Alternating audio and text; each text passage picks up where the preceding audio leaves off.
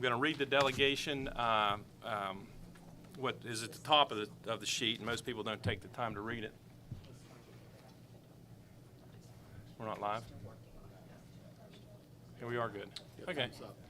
Well, that part of the meeting was missed, but we didn't do anything yet. So, besides the moment of silence and the memorandum, we're going to have delegations as our next order of business, and speakers, I'm going to read this. Speakers are requested to express themselves in a civil manner with due respect for the dignity and privacy of others who may be affected by your comments. While it is not our intent to stifle public comments, speakers should be aware that if your statements violate the rights of others under the law of defamation or invasion of privacy, you may be held legally responsible. If you are unaware of the legal ramifications of what you're about to say, we urge you to consult with your legal advisor. I think we have, the staff told me 37 delegations. Our delegation is limited to 1 hour, which gives everyone about a minute and 37 seconds to speak. And I will cut you off at that point. I'm gonna make that point now because what happened last time, there were some people that run over, and I kind of feel bad when someone runs over to cut them off, but I can't do that tonight. At 1 minute and 37 seconds, Beth's gonna let us know your time's up. Be brief, be to the point, and make your point. We'll listen to it. We've done that. We've listened for 2 weeks. All of us is with very open minds and very open conversations with people. So please be brief. I'll shut up to get us moving. So our first delegation is Cindy Bernhardt, and the concern is flags in the classroom.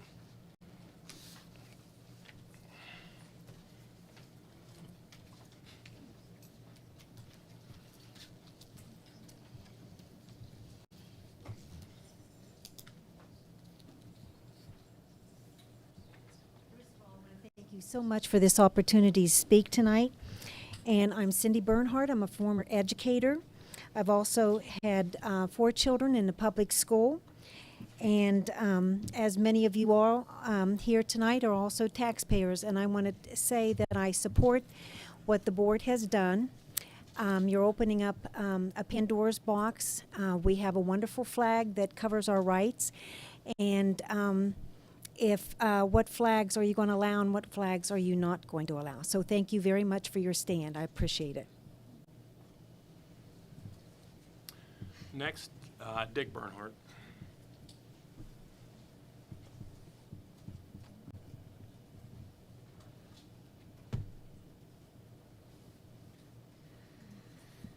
I would like to thank the Board of Education as well for tonight. Especially appreciate the Pledge of Allegiance. I'm a former educator and a principal from Morgantown, and appreciate the time and the effort that you put into this. Especially appreciate the moment of silence for the former employees. More importantly, I'm the father of 4 children. We have an interracial family, all 4 adopted children. The one and only flag that was displayed and honored during their times in these schools was the American flag. And it's the flag that's for all. Special interest groups with flags should not be displayed, or any attempts to educate the students with their ideologies. The emphasis in the classroom should only be the mastery of the core subjects such as reading, math, sciences, and writing. Thank you very much. Next speaker, Jeff Stanley, speaking about flags in the classrooms. I'd like to thank you as well for the opportunity to be here. I taught for 38 years in the county system, all at University High. I still sub because I'm not very good at retirement. But I would say this as well, that teaching is about relationships and establishing relationships with your students. I taught for years without, as Mr. Bernhardt talked about, just the American flag. And I can only speak for University High School. You walk in the cafeteria, huge sign says, "Everyone welcome." So it's not about a flag, it's about relationships. And I thank you for the decisions you all make. Our next speaker is Miss Pam Stanley, flags in the classroom. Hi, thank you as well for the opportunity to speak. And I just want to say briefly that I'm for only the American flag being displayed in the classrooms. Thank you. Our next speaker is Logan Schamberger. How are y'all doing? I'll keep it brief. Mr. Rogers said, I'm convinced that when we help our children find healthy ways of dealing with their feelings, ways that don't hurt them or anyone else, we're helping make our world a better place. The pride flag is not about ideology. The pride flag is a symbol to people who may be looking to navigate ways of having a healthy image of self, having healthy relationships as they grow into that. And that is a absolutely crucial part of growing up. So I think that this decision needs to be reversed. And in doing so, I think you have a great opportunity to support mental health. Thank you very much.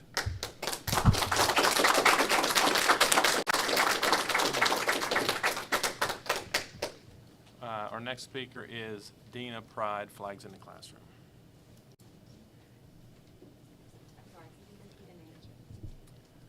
Dina Pride, I think. Hi, yes. Hi, thank you. I'm going to be brief. I'm going to come at this from a bit of a different standpoint, and I just want to say that Matthew 18:6 says that if anyone causes any of these little ones to stumble, that those who believe in me, it will be better to have a large millstone hung around their neck and they be drowned to the depths of the sea. That is the word of God. That is the truth. And by allowing this rainbow flag to be displayed in our classrooms, and in some states the American flag is not displayed. I just want to say that the rainbow flag is it is God's promise to us. It is a covenant with our Lord and Savior Jesus Christ, and that is what our rainbow flag. That is what a rainbow represents. And this hanging of the flags in these classrooms, it's just ungodly. It's wrong. There's nothing about it that's okay. And I just want to stand here and say I am absolutely in support of leaving those flags down. And thank you for your time. Our next speaker is Rose Bell, Pride Flags.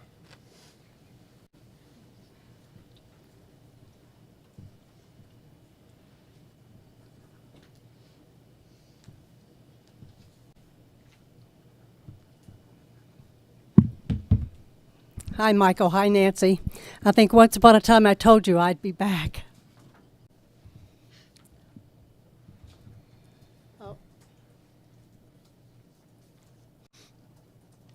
Good evening. I am Rose Bell, and as a former teacher here in Mon County, I was always proud to say that I worked here. My sons, my grandkids were students in these schools, and I have felt that their education was the best in the state of West Virginia. Stand up, please. This is my youngest grandkid, Dakota Bell. And because they identify as non-binary, they have told me that those classrooms that display the pride flag have become a safe haven for them. In those classrooms, there will be no bullying or harassment, and it won't be tolerated. The pride flag is an indicator that the teacher in that classroom is a trusted adult who will help them when there is an anxiety-inducing situation in or out of the classroom. Continuing to display the pride flag will ultimately provide a safer school environment.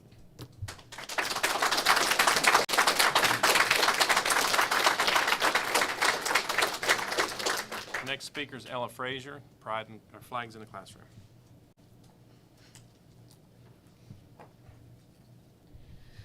Hi, my name is Ella Frazier. I'm a student at University High School, and I heard about this issue through a teacher that I knew I could trust because of the flags in their classroom, because they made it abundantly clear to me that I wasn't going to be singled out or I wasn't going to be told by anyone in that classroom that it wasn't okay to be who I was. And frankly, it's really concerning to me that this is even happening in the first place, that this is a decision that we have to make. For me, it should be obvious that these need to stay up. They're symbols that we can trust our teachers, that they won't ignore us or belittle us or even treat us differently than our classmates because of who we are or how we identify. And frankly, it's scary to me because I'm lucky enough to have two very accepting and loving families. I have very supportive families, and I know people, even in my school, that don't. And so for them to have a safe place and somewhere to go is incredibly important, and it's incredibly scary to me that that may be a thing that we won't have anymore. And I know I'm rambling, but this is something that's very, very important to me, and I couldn't just sit back and watch this happen. I feel like we need to be respected, and your time's up. Okay, thank you.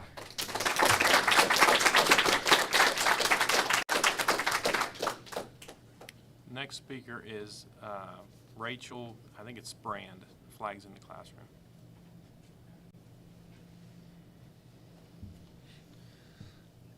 My name's Rachel Bro.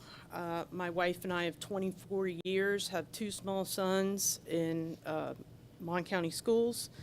I've voted in every election, and I've never voted for a candidate from the Pride Party. I have never seen this candidate on a ballot.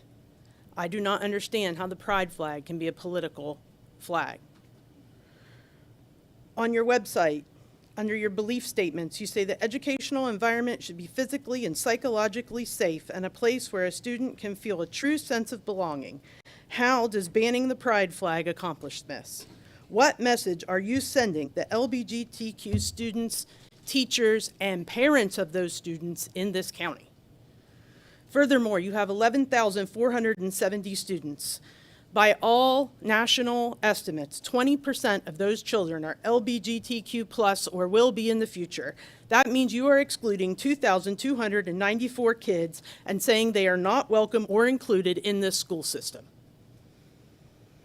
If you want to retain and recruit the best teachers for this county, and I know there are many vacancies there, you need to be an inclusive and welcoming, and this is sending the wrong message. Thank you.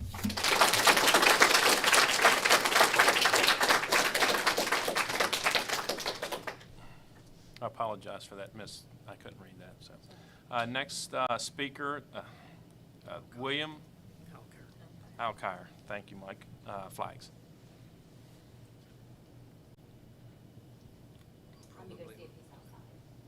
Okay, let me just. That's okay. Let's go to Lindsay Morrison.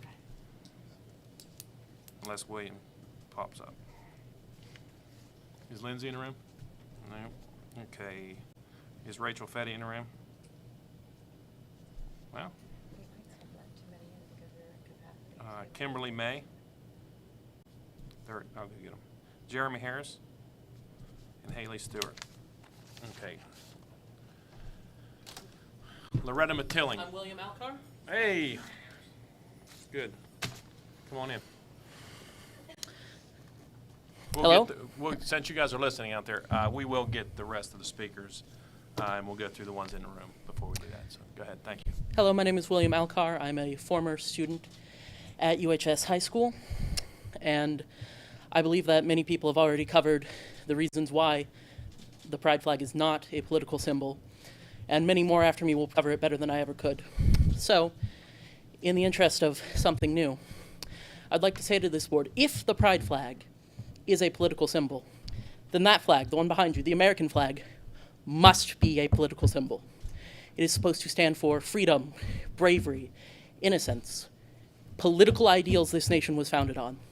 And if the policy you are pursuing to remove pride flags from the classroom is to be upheld in the way you are, then all American flags must be removed from the classroom. They are political symbols. Thank you for your time.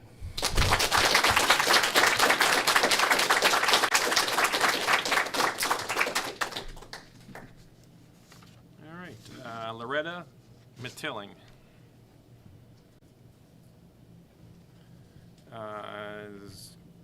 concern about education for my child and not confusion. I just learned, I used to be an employee, I'm retired Monongalia County teacher aide. And I have two adult sons who went to these schools here in this county and very proud of what the education they were given. Now I have an 11-year-old who I just found out there was the pride flags in the classrooms. And he knows about the community, about the gays and different preferences of different people. And he's been taught from the time he was born. His first babysitter was Chris, and now is Chrissy. But I think his education is more important than that flag on that wall, because the other day there was teachers upset, and it scared a bunch of 11-year-olds because they thought something happened in their school because these teachers were upset. He come home, he texted me, and I said, everything's fine, there's nothing going on. Go back to class, do what you need to do. But we discussed it, and we said, my husband and I both, we love everybody.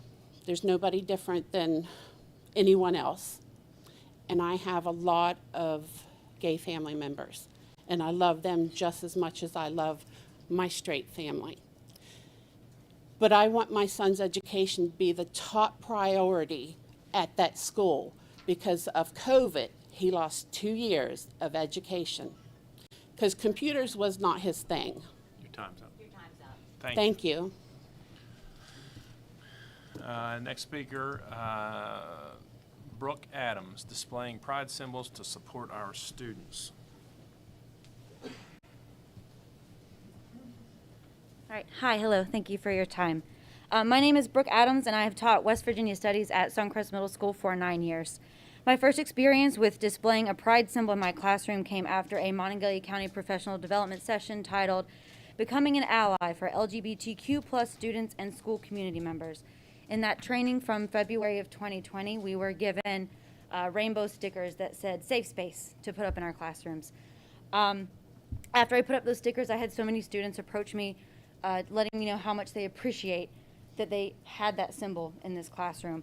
It was mentioned at the previous board meeting how important it is for our students to have at least one affirming adult in their lives. The rates for LGBTQ rates suicide are overwhelming, and in West Virginia we have the highest rates of students that identify as trans.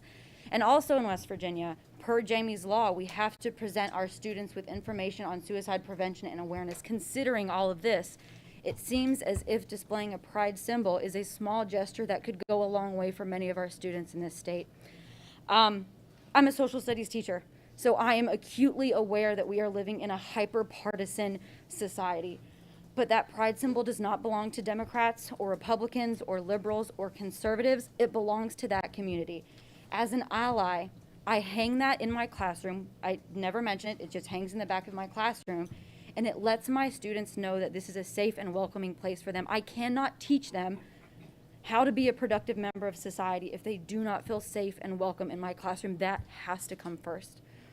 Thank you for your time.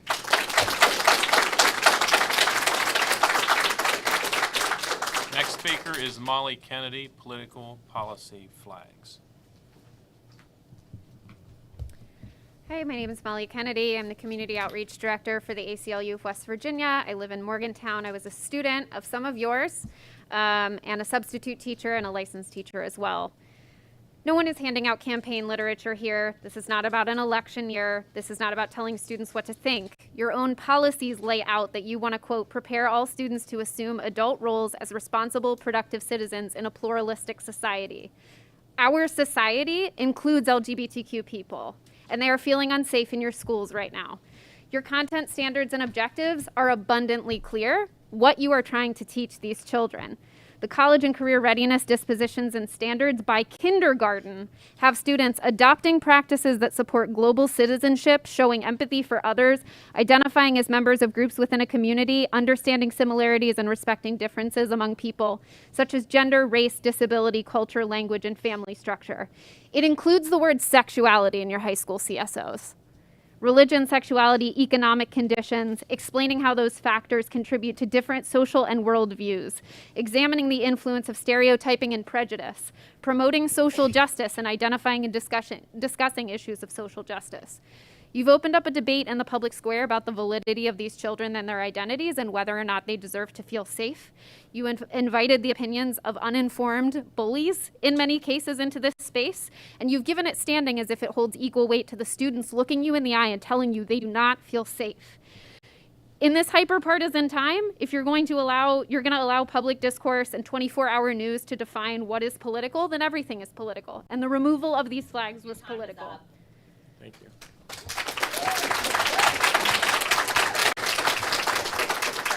The state of Oregon just saw this happen.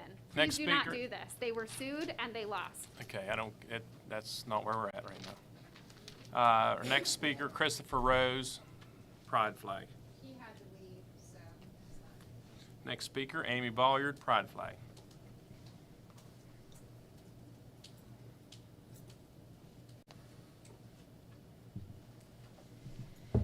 Hi, my name is Amy Bolliard, and I am a mom and a concerned citizen here to, first of all, applaud you for your decision to remove the pride flag, and I hope that you'll decide to keep that flag out of the schools.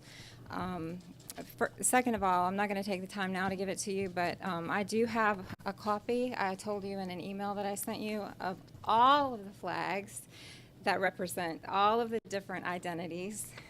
And I'll give you copies of those. I only drew from two sources. One, there are 95 flags and 84 orientations.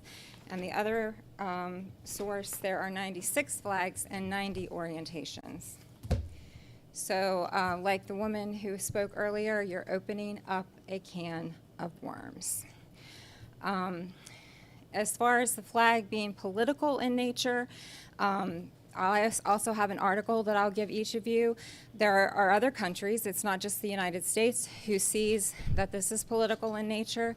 The pride flag, or progress pride flag as it's called, has taken over in some of those countries because there weren't people who stood up to say it is political in nature. And one thing that you can do easily is look at the difference in the Democratic Party and the Republican Party and their platforms. I would probably guess that every person here who is not applauding you in doing this is probably a Democrat in nature, or an independent, or some other political party, or doesn't even vote. I don't know. I'm not judging, but I'm just saying that. And those of us who are applauding you are probably Republican or independent or conservative. I mean, you're going to see that. Okay, so it's very, very political in nature. Next okay? speaker, Jack Jarvis, Fairness WV. I guess that's Good an evening. My name organization. is Jack Jarvis. I'm with Fairness West Virginia. And he's going to speak to the pride flags. Thank you. Sorry, didn't mean to cut you off there. I had to make sure. Like I said, my name is Jack Jarvis. I'm the Communications Director for Fairness West Virginia. I just wanted to flag really briefly that in the letter that was sent out to principals, it talked about the unintended consequences of the actions of educators in classrooms. I think it's really important that we think about the unintended consequences that could result from our actions. And I hope that you reflect on what unintended consequences could result from this. I think keeping politics out of the classroom is a great idea. None of us here want more politics in our classroom. What we do want, though, is we want our students to be able to learn. So this is not just about feeling safe. This is about making sure that our students are able to learn. Now, this might surprise you, but 1 in 5 gay, lesbian, or bisexual high school students in West Virginia skip school out of fear for their safety. 20%. That's from the Youth Risk Behavior Survey conducted by the CDC every couple of years. On top of that, 61% of transgender students are bullied in West Virginia. So these are small gestures that we can make that help the school climate be more accepting. No one's saying that other parts of the school aren't safe. What we are saying is that this teacher is going to go above and beyond to be that one supportive person that a child might need. Having one supportive adult in your life can reduce an LGBTQ youth's risk of suicide by 40%. Your teachers want to be that one person, and so many of them are doing that. Let them continue being that support for them. Thank you.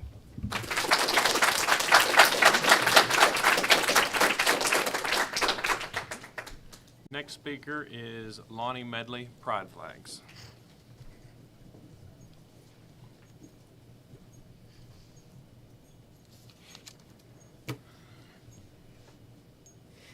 Hello, my name's Lonnie Medley. I use he, they pronouns, and I am the vice president of the Sangha Club at MHS. I'm upset that I have to be back here again, but basically, I know that some people think that every student is safe within the school, as we should be, but that's not the case. I have been approached and bullied and harassed for being queer, for being a person of color, and it made me happy at first to see that there were teachers at the high school that had pride flags. I felt safe to talk to them. Now, teachers are taking down pride flags, and there are young students, and there are students that are new, who are part of the community that don't feel safe enough to even go to school anymore. And I just hope that we can have our pride flags back up and that our teachers can support us again. Thank you.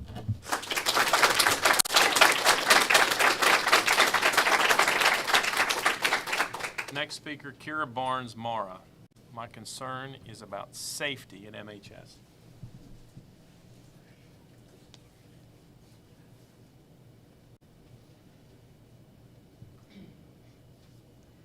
Okay.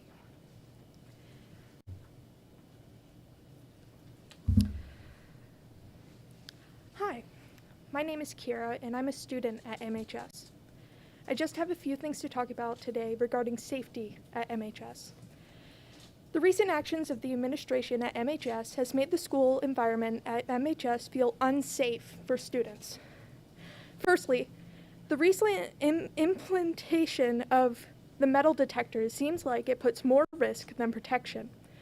Students wait in lines with their backs turned. Realistically, anyone can sneak into the school with the amount of kids that stand there. Metal detectors have been lowered in sensitivity since the beginning of the school year. Now kids can get through with multi-tools without being detected. But also, what happens when a teacher finds a weapon, since they're the ones checking the bags? They aren't trained to deal with that situation. They're in the places of where security guards should be. This isn't the job of teachers. Secondly, the flags. I polled my peers and asked them if they or their friends have experienced a heightened amount of bullying since the flag ban, and the numbers shocked me. 54% of the students I polled confirmed what I feared was true. Bullying has been on a rise since the flags have come down. The flags coming down showed that this kind of behavior is allowed. Not only creates an unsafe environment for MHS students, but disturbs the students' education. Thank you for your time.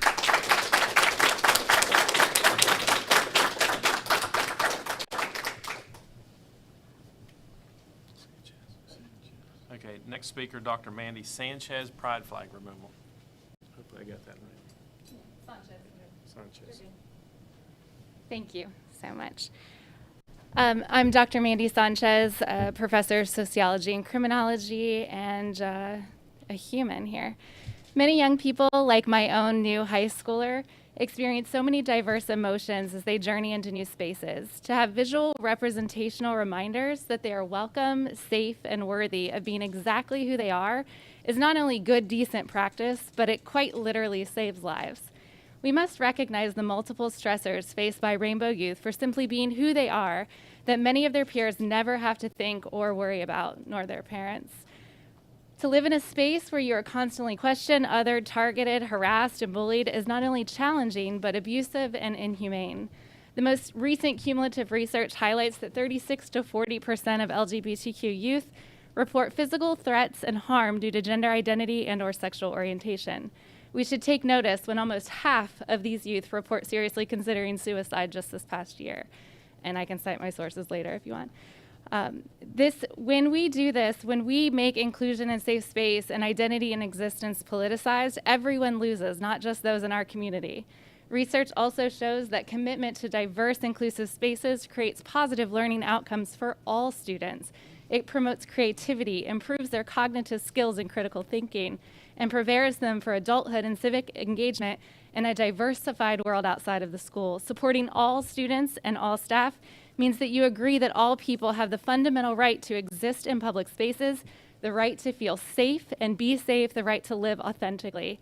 This isn't a political agenda or statement. This isn't indoctrination. This is about safety, inclusion, about human decency. It's about being intentional and responsible in our education system. Research shows that those who affirm LGBTQ presence report significantly lower suicide rates. To me, thank you.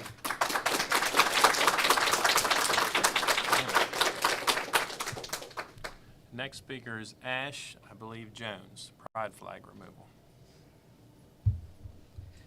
Good evening. My name is Ash Jones. I'm a former student of Clay Battelle High School. Now, I will state this will be a little dark. I would not be in front of you if it were not for teachers supporting me. I would not be here. Teachers made me feel safe. Teachers saved my life, and all students should feel safe talking to staff and personnel of a school. This decision is putting an obstacle in the way of the most under threat group of youth in this decade. Where I was able to survive because my issues at home weren't deemed political, some students in the future may not, because they do not know who to go to in their school. They won't know which teachers are safe to open up to about being trans and using a different name and pronouns, or which teachers will call their parents and tell them, and that those students might not be safe at home. Their parents will know that information, and they might not be safe there anymore. They cannot open up to a teacher down the hall because that teacher no longer is able to have a flag sitting up that shows that they are a safe space for these youth. This is a moral decision, and the fact that this is up in the air scares me for the safety of future queer youth. I'm here today because of teachers, and I want to make sure that students in the future can say the same as me. Thank you.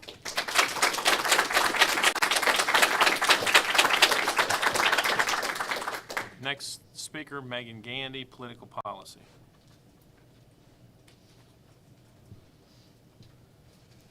Good evening. Thank you for letting me speak. My name is Megan Gandy.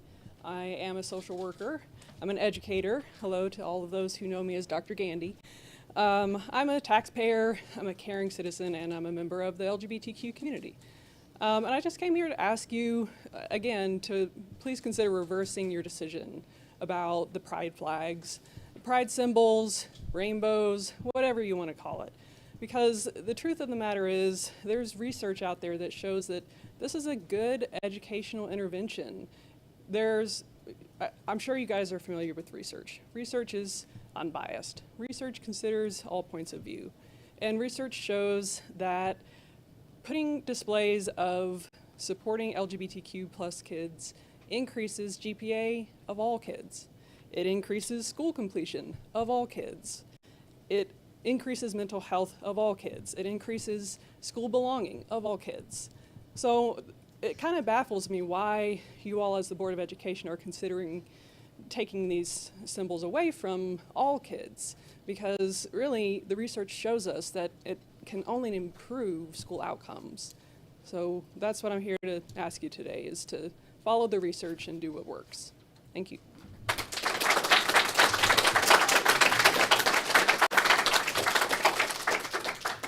Next speaker, Amy Drone. Maybe Amy Diane. I don't know which. Okay, sorry. I should probably walk around before these things. So hi, I'm Amy Dion. Thanks for everybody being here. I would like to kind of point out how many children there are in this room today, here standing up for themselves. As others have said, pride flags are not political. The fact that this school board is trying to make them political really is scary to me. I am a conservative libertarian. This is wrong. This is wrong on so many levels that on a community, West Virginia, people take care of each other. We expect better than this, and you guys want to take mass media, politicization, and put it down on your children, on your children's friends, and it's not right. Divisionary rhetoric is tearing this country apart. Media outlets, social media, the news, everything is us versus them. The pride flag is not political. There are people of every single political party that hold that flag. So as a libertarian, I am offended that you're gonna tell me that the pride flag doesn't stand for me or my girlfriend. This is wrong, and I suggest that you guys do some serious research on all of these issues, because you're making something political that is not, and you're hurting your students. And all of you kids that are here, keep fighting. You guys are real brave.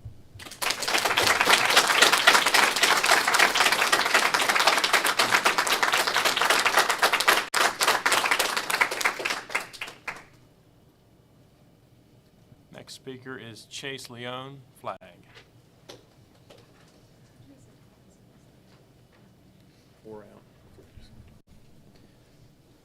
Hello, my name is Chase Leone. I am here on behalf of a major majority of the Morgantown High School Faculty Senate who recently composed and voted on this letter being read tonight.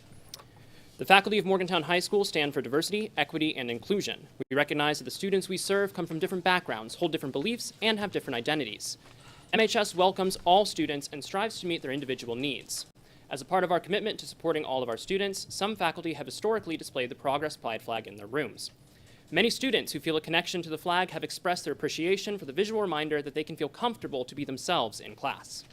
Recently, this flag has come under scrutiny within the county and has touted as promoting a particular political belief. The primary criticism levied against the flag has come in part from a misrepresentation of the flag's purpose and symbolism. In addition to the rainbow stripes known to represent the LGBTQ+ community, the Progress Pride flag includes additional white, pink, and light blue stripes to represent the trans community. It also does contain black and brown stripes, specifically highlighting marginalized LGBTQ+ communities of color, community members lost to HIV and AIDS, and those currently living with AIDS. It does not seek to equate all black and brown communities with LGBTQ+ communities, but aims to draw attention to those who do intersectionally identify as members of both groups, and who have faced and still face disproportionately high levels of discrimination and violence. As stated in our Title IX policy, Mon County Schools and Morgantown High School does not discriminate in any program or activities on the basis of sex, race, creed, religion, color, national origin, age, veteran or military status, sexual orientation, gender expression, gender identity, or disability. Those teachers who display the flag in their rooms do so not to promote a particular lifestyle. Oh, my apologies. Thank you so much. Daniel.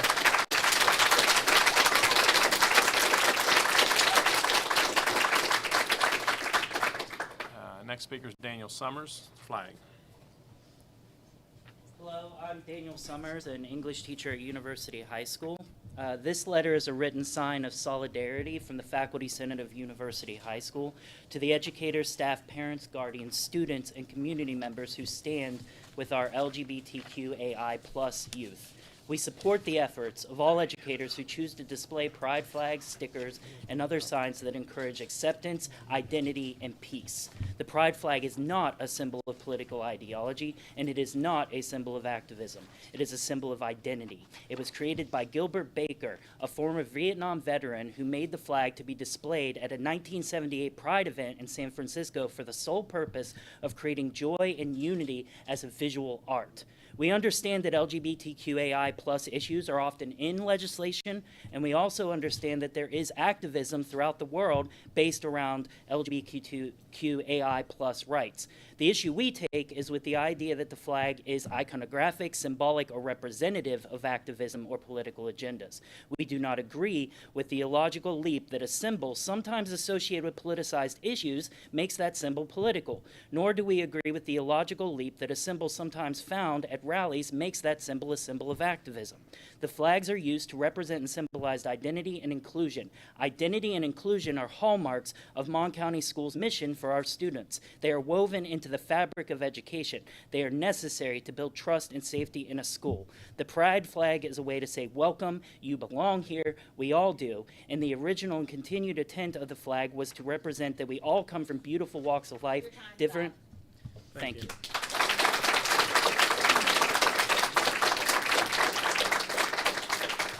Our next speaker is Sam Hunley, flags.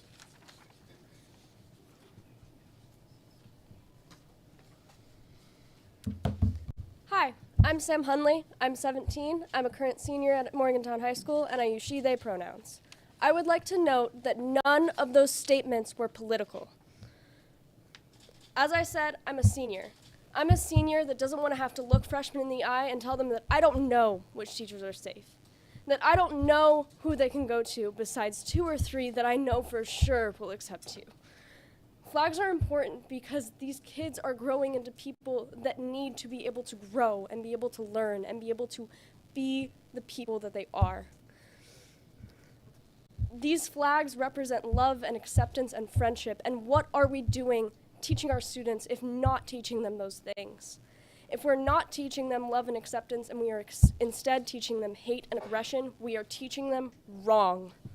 These statements are not political. These statements are not an election ballot. These flags mean you matter, and I love you, and I care about you. And some students need that. Some students need that so desperately. And as the Board of Education, you need to accept that and accept that these students need these symbols. Thank you.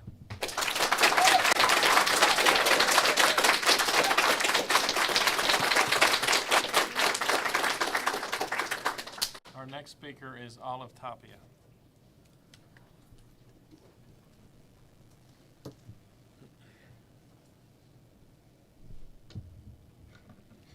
Hi, you might or might not recognize me from last time. I'm Olive Tapia, I'm 16, and I'm a junior at Morgantown High School. I'm here because I can't only speak for myself this time, I have to speak for the hundreds of other students you have at Morgantown High and in the school system that are under the queer spectrum. I have pulled direct quotes from these students who were too afraid or felt unsafe to speak at this meeting tonight. Quote number 1, the removal of pride flags shows that people see me as nothing more than a political statement. It worries me and most importantly makes me feel unsafe. Quote number 2, it's America. What happened to free expression? There are no innuendos that go along with pride flags. Quote 3, I think the pride flags being taken down is despicable. Quote 4, I believe that the school system would not function without the influence of students. Quote number 5, I want the school board to understand the magnitude of what they're doing. Pride flags are symbols of safety, and by removing them, we are encouraging students to be isolated and mistreated. Quote number 6, this is creating a hostile environment for students. Please do not take away the pride flags. Finally, a student asked me to read this quote by Audre Lorde, who is a queer activist and an author. My silences had not protected me. Your silence will not protect you. I will ask every single one of you to look me in the eye and tell me that my existence and... Time's up. Thank you.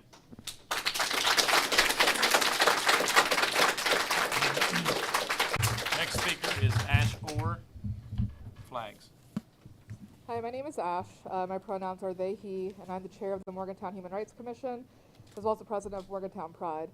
On September 17th, the entirety of the Mon County Board of Education, along with myself and a couple of state reporters, received a concerning email from a gentleman representing mass resistance. I know you all are familiar with this because we all received it. For those of you who are unfamiliar, though, mass resistance is a national hate group that targets queer individuals and their families. In this email, the individual stated debunked and false studies surrounding queer and trans individuals. Slurs were used, and as a trans person, I feared and still fear for my safety, and I'm an adult. I cannot imagine receiving or reading this email as a young person. These are the kinds of individuals that your decision to make the existence of queer people political are emboldening. The existence of queer people is not political. If you are viewing the pride flag as political and indoctrinating, you are stating that the queer people having basic equality is not a default. If you continue to uphold this ban, you are not taking a hands-off approach. Your actions are explicitly stating that the rights of queer people are up for debate. Your actions are stating that those who want to force queer students, faculty, staff, and communities back into the closet now have every right to do so. This comes down to 2 groups involved with this so-called debate. One group wants queer students, faculty, and staff to feel safe and included. The other group states very publicly that they do not want queer students, faculty, and staff to feel safe. This is not a two-sided issue, and as the board, you should be forced to answer this question and decide, do we want our queer students, faculty, and staff to feel safe? It's a yes or no vote. If your answer is no, you need to be able to state why your vote is a no and why you are willing to risk the safety of your queer students, faculty, staff, and community members. Thank you.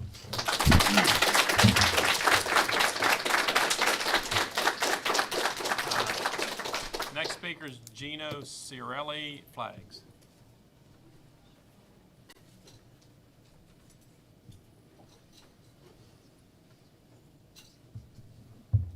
My name is Gino Strelli. I'm a candidate for House of Delegates in District 78. I wanted to say thank you to the board for taking this step towards the depolitization of the classroom. There is no question that the pride flag is inherently political. It is attached to an ideology that is built entirely around the validation of somebody's genital preference. It has no place in schools, and as for the ridiculous comparison to the American flag is precisely that, the American flag. It is inherently apolitical because it is simply our country's flag. Don't let the crowd fool you. The overwhelming majority of people, parents, and taxpayers in my district, which picked me in a primary as I ran on a very socially conservative platform, they believe you made the right decision.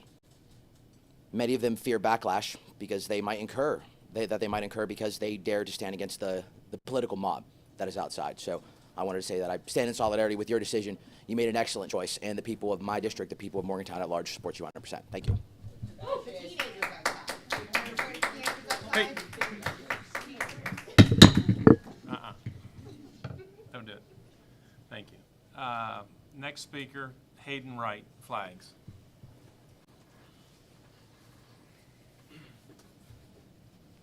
Hey y'all. Considering this meeting is about policy, let's talk about it. The policy being cited is 3231.01, which considers non-school related activities, including political ones, as subject to removal. This policy is almost impossible to equally apply, which is why it's being used to target pride flags here. Politics is everywhere in our schools. When I go to my classes, I'm greeted by an American flag, a historically notable and internationally recognizable political symbol. I can't think of anything more disrupting to my day than being asked to stand up and recite a pledge under God. Notably, I have never been asked or socially pressured by a member of the LGBTQ community at my school to pledge allegiance to the pride flag. I'd like to note that I've also found it incredibly distracting to my learning environment when school-sanctioned and government-paid military recruiters are allowed to basically catcall me in the hallways in hopes of getting me to sign up.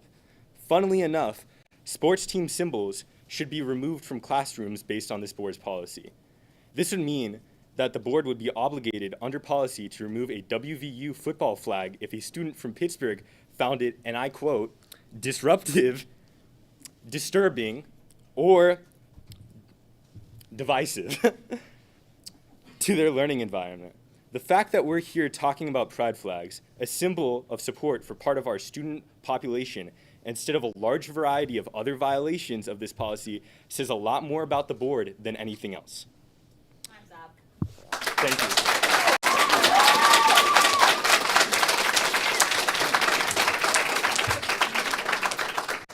Our next speaker is Mason, I think it's Cerrillo, flag.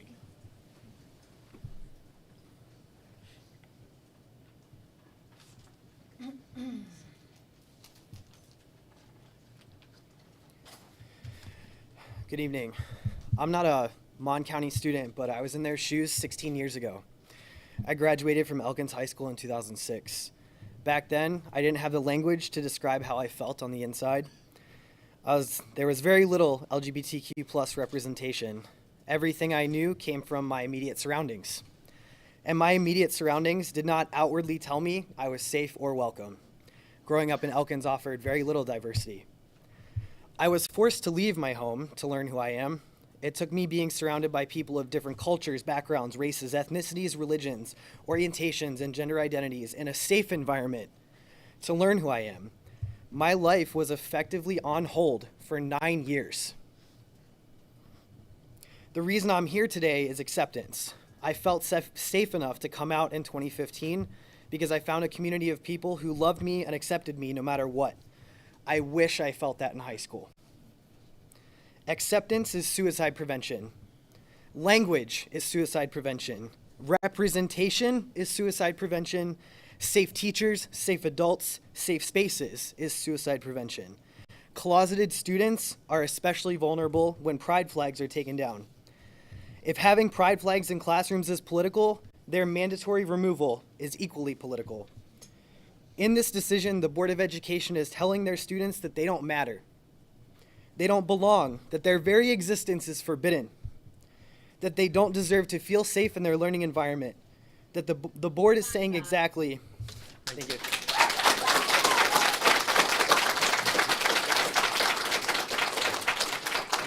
Next speaker is Vanessa Reeves. Good evening, Board of Education. Thank you for holding this meeting tonight. I'm a mother of 3 young children. This morning, my 5-year-old daughter sang a song. The lyrics go like this: I am beautiful. Everyone is beautiful. My 5-year-old understands that everyone is beautiful. My 5-year-old and all children should feel beautiful and accepted in schools.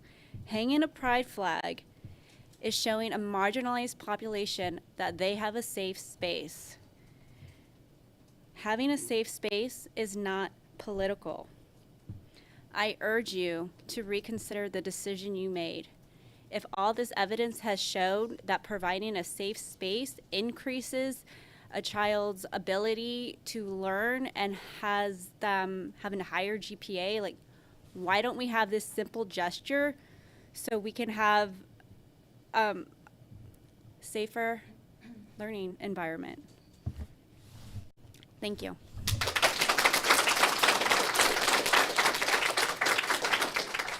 Next speaker is Hayden Wright, flags. I thought so too. All right. Somebody was pointing that out. I didn't want to miss it. Go ahead. Give it to us. Okay, our next speaker is Reverend Jenny Williams. I don't know if she's in here. I think she's out front. Somebody needs to go get our speakers. Reverend Williams. Lindsay, well, somebody will go. Lindsay Morse, I think they'll hear us. Morse and Rachel Fetty, Kimberly May, Jeremiah Harris, and Haley Stewart. You're left to speak.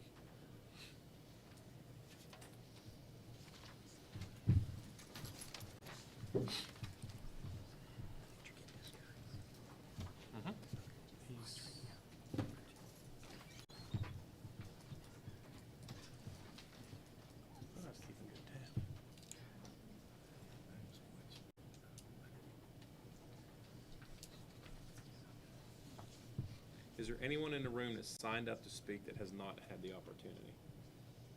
That's one way to check it. All right, thank you.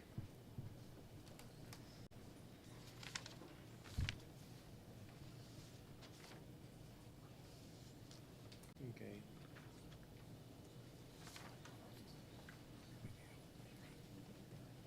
We'll go. Yeah, I guess did you guys hear the meeting so far? We have 1 minute and 37 seconds is the time that you guys will have, and I will read the delegation's statement again, just so we don't get into trouble. So speakers are requested to express themselves in a civil manner with due respect for the dignity and privacy of others who may be affected by their comments. While this is not our intent to stifle public comments, speakers should be aware that if your statements violate the rights of others under the law of defamation or invasion of privacy, you may be held legally responsible. If you're unsure of your legal ramifications of what you're about to say, we urge you to consult your legal advisor.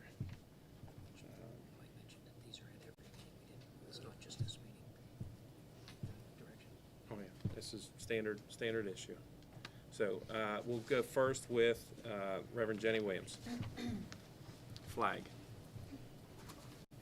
Hi, I'm Reverend Jenny Williams. My pronouns are she and her. Thank you for taking this up tonight. I appreciate your respect of the people who came last time and spoke, and that you decided to take this under consideration for this evening. A couple of things I wanted to share is, one, I've brought a letter for you. I'll give copies to you later at the break after the speakers, signed by 18 faith leaders who are in support of pride flags hanging in the classrooms. Also about 30 other folks that have signed it, people of faith. This is multiple faiths and multiple denominations. What I'd like to know from you tonight is, this is being taken up under issue 3231.01, participation in political activities. I spent a good time looking at this policy, and this policy is clearly directed toward election issues, talks about candidates, issues, and points of view. It talks about the prohibition of the distribution of literature regarding candidates and their points of view, talks about prohibition of campaign posters. Nowhere does it mention flags. Nowhere does it mention stickers. It also prohibits distribution of said literature. So what I would like from you is when you make a decision, I would like you to be very clear about which point, A through E in the policy, you are deeming as applicable in this situation. I'd like for it to be transparent to the public where you are saying flags fits into this. Flags aren't mentioned, and generalized issues aren't mentioned. It's directed toward elections. The final thing I'd like to say is that thank you. Thank you.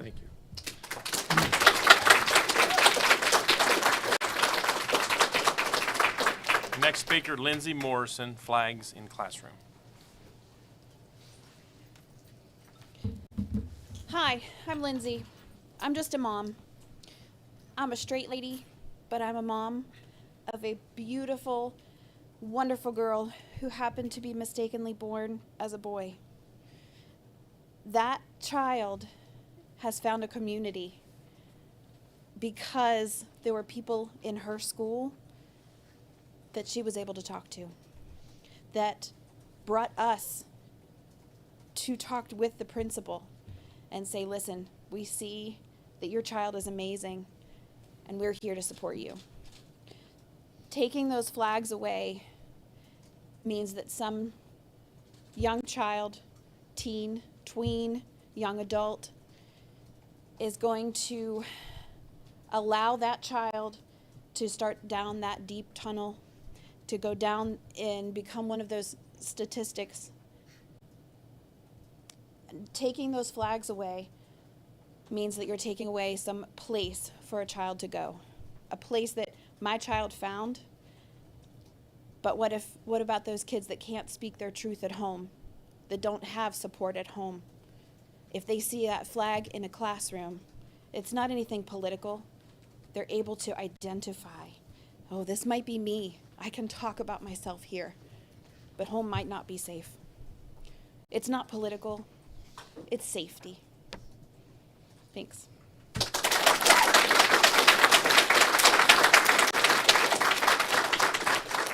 Next speaker is Rachel Fetty, flags.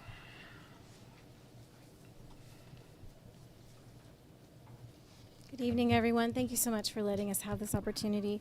I just very briefly wanted to highlight the difference between an expression of a belief or a political system or an idea or a candidate versus an expression of identity.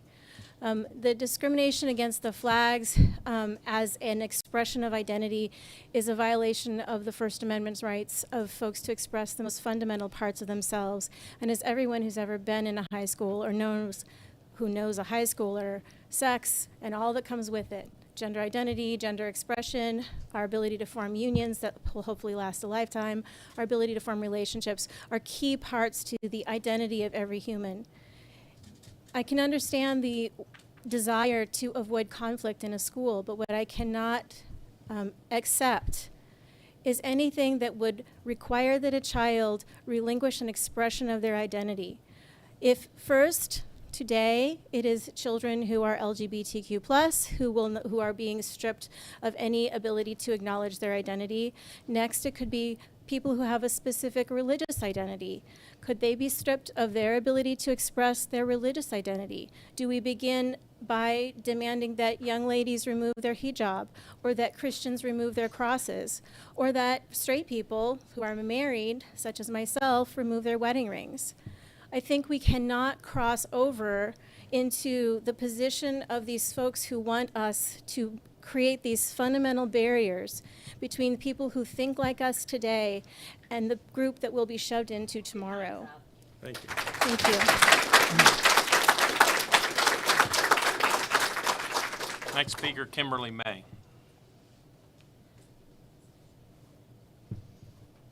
Hi, I'm Kimberly Mee. My pronouns are she, her, and I just wanted to follow up on 2 points, really. What the Reverend was saying here is that nothing in that policy that I read either says anything about flags. It seems very much related to political figures, political campaigning, and political parties, which then suggests that the removal of the pride flag is the school making something political. And that seems then to be the reverse of what we're trying to avoid here.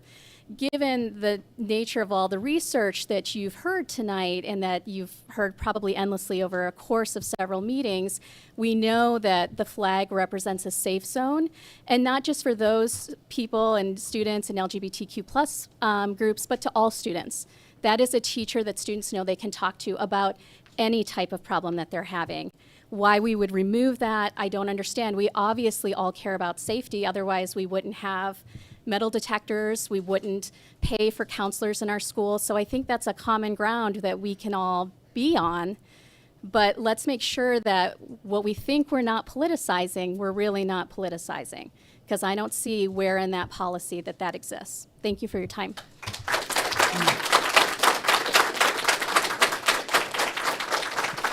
Next speaker, Jeremiah Harris. Hello, I'm Jeremiah Harris. I am a former student and the uncle of a current student. As an educational institution, the Mon County Board of Education should care about facts. Here are some difficult facts that should play into your decision tonight. According to the Trevor Project, on average, LGBT students are more than 4 times more likely to attempt suicide. 55% of all LGBT students feel unwelcome in their schools. These facts are not separate but linked. Research finds that students are less likely to attempt suicide when they have access to LGBT affirming spaces. Taking down pride flags is not only cruel but shows a lack of concern for the safety of your students. Thank you.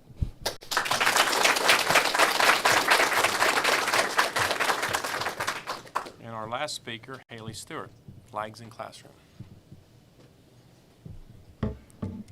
Hi everyone, my name is Hallie Stewart and I work for the National Association of Social Workers in the West Virginia chapter.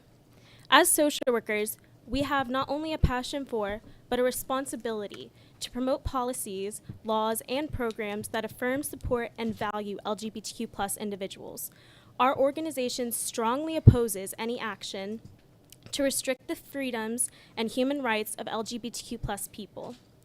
This includes the Board of Education Pride Flag ban, which will only further hurt students who are already at risk of facing discrimination and at an increased risk of suicide. This is a matter of health and safety. Pride flags are meant to exemplify unity, acceptance, and to communicate to individuals that they are in a safe space. This ban serves to remove that feeling of safety and protection from our students. Do the right thing. Reverse this ban in the best interests of students and our community. Thank you. I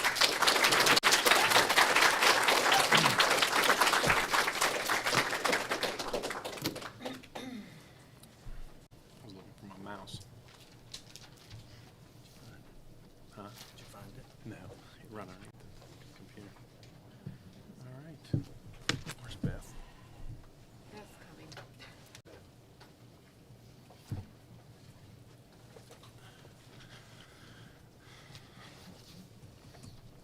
All right, Superintendent. Moving on to reports, discussion, follow-up action.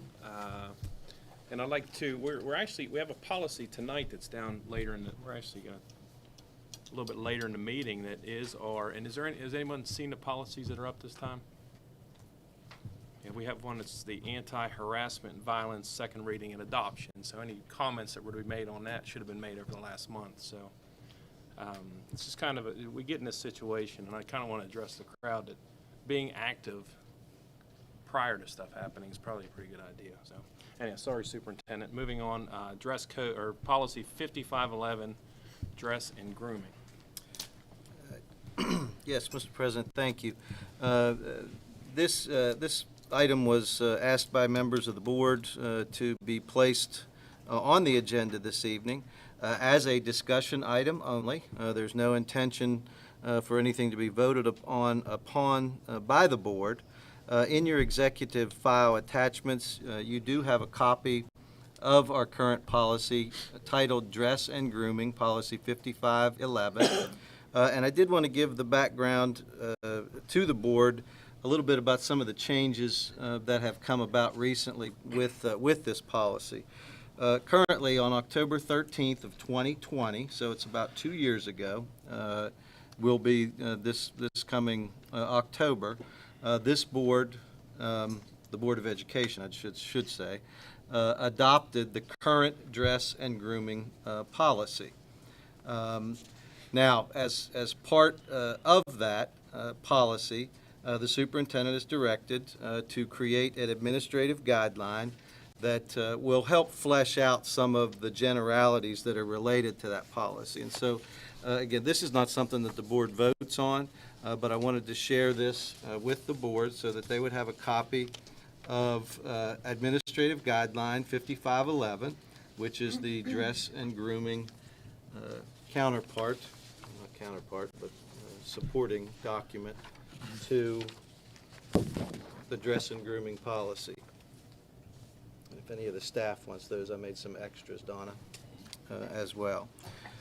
So again, this is to help our schools flesh out the actual policy and to give them some guidance with that. Now, one of the things that we did this summer as an administrative staff was that we felt like it was time to review some of the particulars related to the dress and grooming policy. We put a committee together because, as you'll see in the policy as well as the administrative guidelines, the policy is to be enforced at the building level by the principal and the staff members, the teachers that are in that building. And so when we put the committee together this summer, one of the things that came out of that committee, as they always have to do, you have to review a policy like this because styles don't stay the same. Look around this room. The people in this room are obviously 2 years ago may not have been wearing the same thing they wear today. They're certainly not wearing the same thing they wore 20 years ago to school. So it's important that you review a policy like this so that you can keep it up to date as you move through. And that was a request made by our schools. So we did meet this summer and we fleshed some things out. One of the things that we decided to do was, in addition to the administrative guidelines that our schools get, was to actually give them, which was created by the committee, which you have that document as well as part of your administrative content, was what we called the Student Appropriate Appearance, effective 2022-2023. And it actually gave a visual and some generalized guidance as to what could be worn in schools and what could not be worn in schools, what needed to be covered as part of appropriate dress in school. And I think one of the important things to remind not only the public but the board is that the purpose of a dress code is educational. The purpose of a dress code is to teach our young people that there are appropriate situations to wear certain things. If we go to the swimming pool, we wear a certain set of clothes. We're not going to wear the same thing to school. If we are in a business environment, we wear a certain type of clothing. We don't wear that same type of clothing to school necessarily. And so we wanted to provide our administrators at the building level and our teachers with some guidance that would help them enforce the policy that we have and that this board adopted in 2020. So there are 3 things out there currently that you've seen 2 and now you've seen the 3rd. The one is the current policy, which was adopted in 2020, the administrative guidelines that accompany that policy, and the guidance that was distributed to our administrators. Our administrators sent that guidance home to parents so that parents would have the same information. It's also posted on all of our websites so that parents would have access to that as well. Now, board members, I did bring our 3 high school principals because the reality is that dress codes are generally dealt with more so at the secondary level, particularly in high school, where students start to get a little more ability to select clothes for themselves. Generally, first graders don't pick what they wear to school every day. Sometimes they do, maybe. But our high school kids certainly are given the freedom to do that. So our 3 administrators are here, and I've asked them to address the board this evening in no particular order, to talk about what they have seen this year in relation to the new guidelines for the dress code, and how they have been addressing the dress code and any particular issues that they may have had in their buildings, whether that be good or bad. And then certainly, board members, you can discuss this and ask any questions that you may have of the administration or our principals. So again, principals, I'll turn that over to you. I would ask that you please come to the podium because this is being live streamed and videotaped. So if you don't mind coming to the podium, because we have multiple cameras and we don't have one over there. So thank you guys for doing that.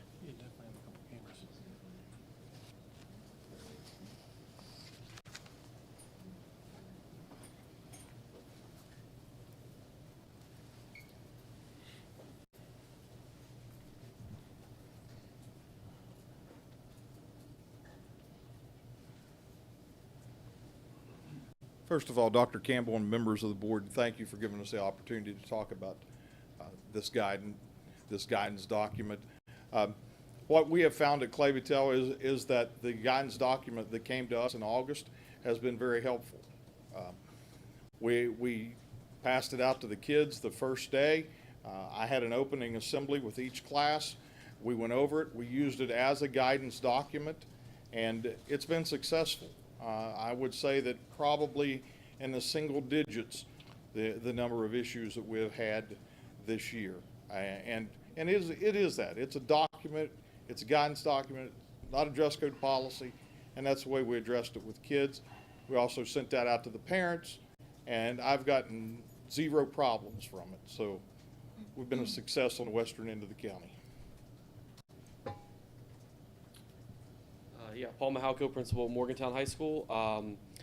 Same as what David said, it was really helpful to have the guidelines for us this year rather than trying to interpret the policy itself.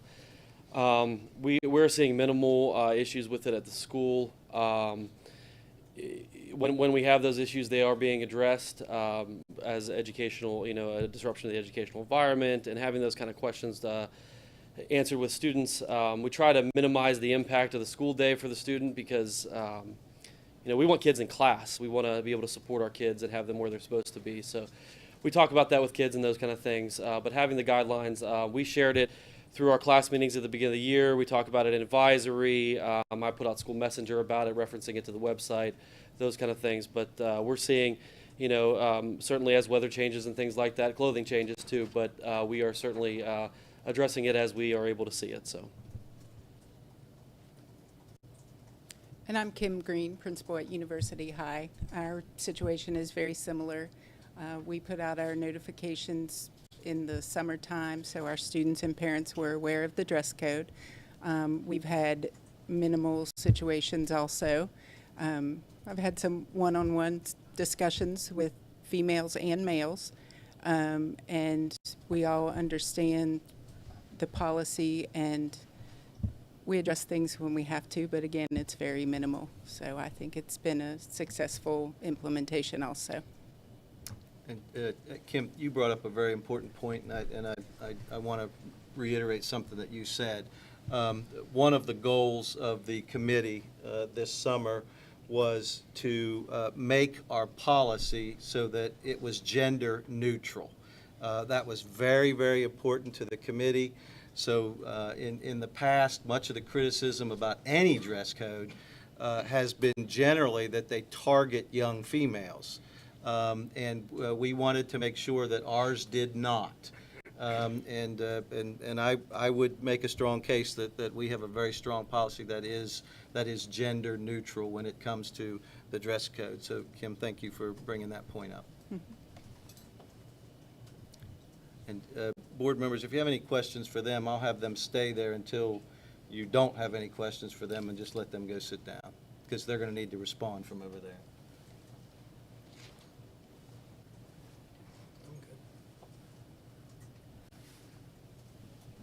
Any questions? I do notice with this that we are not specifically targeting certain types of dress. I know in the past, there's been a targeting of how certain kind of straps or certain kind of things. Basically, it's everybody needs to be covered up appropriately. So it's not distracting to the school, to the class. We don't need, I mean, there's really only 5 or 6 things on here that really say, you know, students may not wear blankets. They can't wear sunglasses and hoodies in school. Things that some people may think are silly to have to spell out. So I think that this is probably some type of adjustment for some families, because I think different clothes are identified by different names. And so I just kind of wanted to say, I like this simplification of instruction, if you will.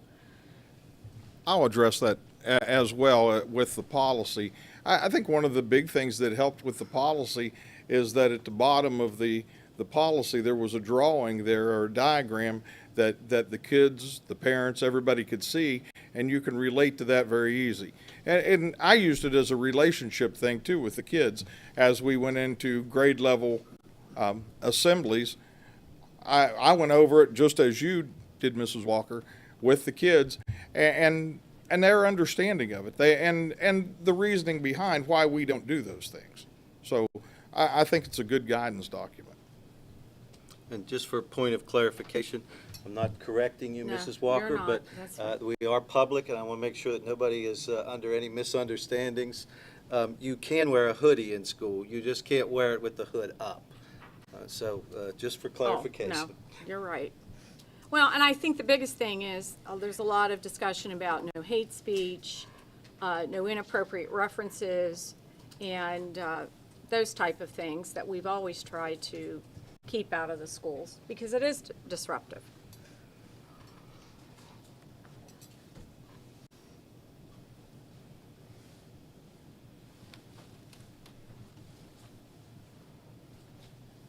Everybody good?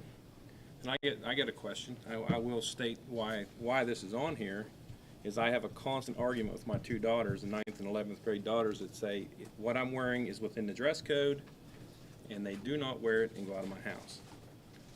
I say you can't wear yoga pants, and they say everybody in school is wearing, hundreds of kids are wearing yoga pants, tight yoga pants in the school. Is this within our policy to wear yoga pants in the schools, or is this not in our policy? For clarification for everyone out there, because I'm sure it's a fight in everyone's class, in everyone's household in the morning. And I'd like to have that directly, you know, since we've got 15 cameras in the room.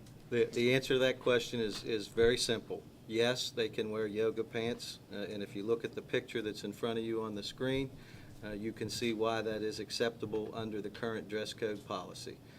Yoga pants do cover what is required according to this dress code policy.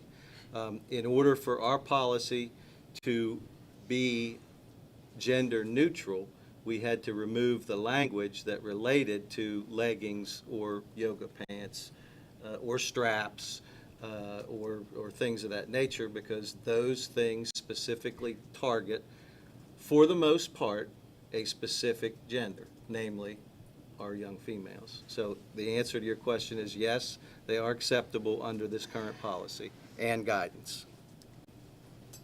Guess you lost that one, Dad. Well, no, I won't lose it at my house. I can tell you that. But it's just, that could not be more gender specific. And I definitely disagree with that policy. That is absolutely, should not have come out of this board and out of this administration for yoga pants. Because if you take a tight pair of yoga pants up to your hips, there is very little coverage for females and males. So if a male shows up tomorrow in yoga pants, let's see how that works out for everyone. So with that, that's all I got to say. That is something come out of this board that I am definitely not in agreement with, and I guess we can just let the parents fight that at the house. And how many? Huh? Sorry about my morning. No, my morning will be fine. But yeah, that should not be, and I'll make that statement acceptable in the school system.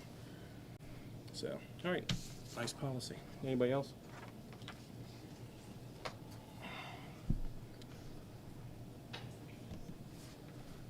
Superintendent.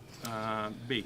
Yes, we're down to policy 3231.01, participation in political activities. And again, one, I want to apologize to the board for not being available at the first meeting that was addressed. However, I think I had a good excuse. I was in Charleston with the new state teacher of the year, Miss Amber Nichols, who's a kindergarten teacher at Eastwood Elementary, and she will be here to celebrate with the board at our next board meeting. Again, I apologize for not being here. I can't be in two places at once as hard as I try. However, we have shared with you the political activities policy, and I did want to give the board a little background. And one, I also want to say to the folks that are here in the audience, I truly appreciate you being here this evening and participating in this activity with the Board of Education.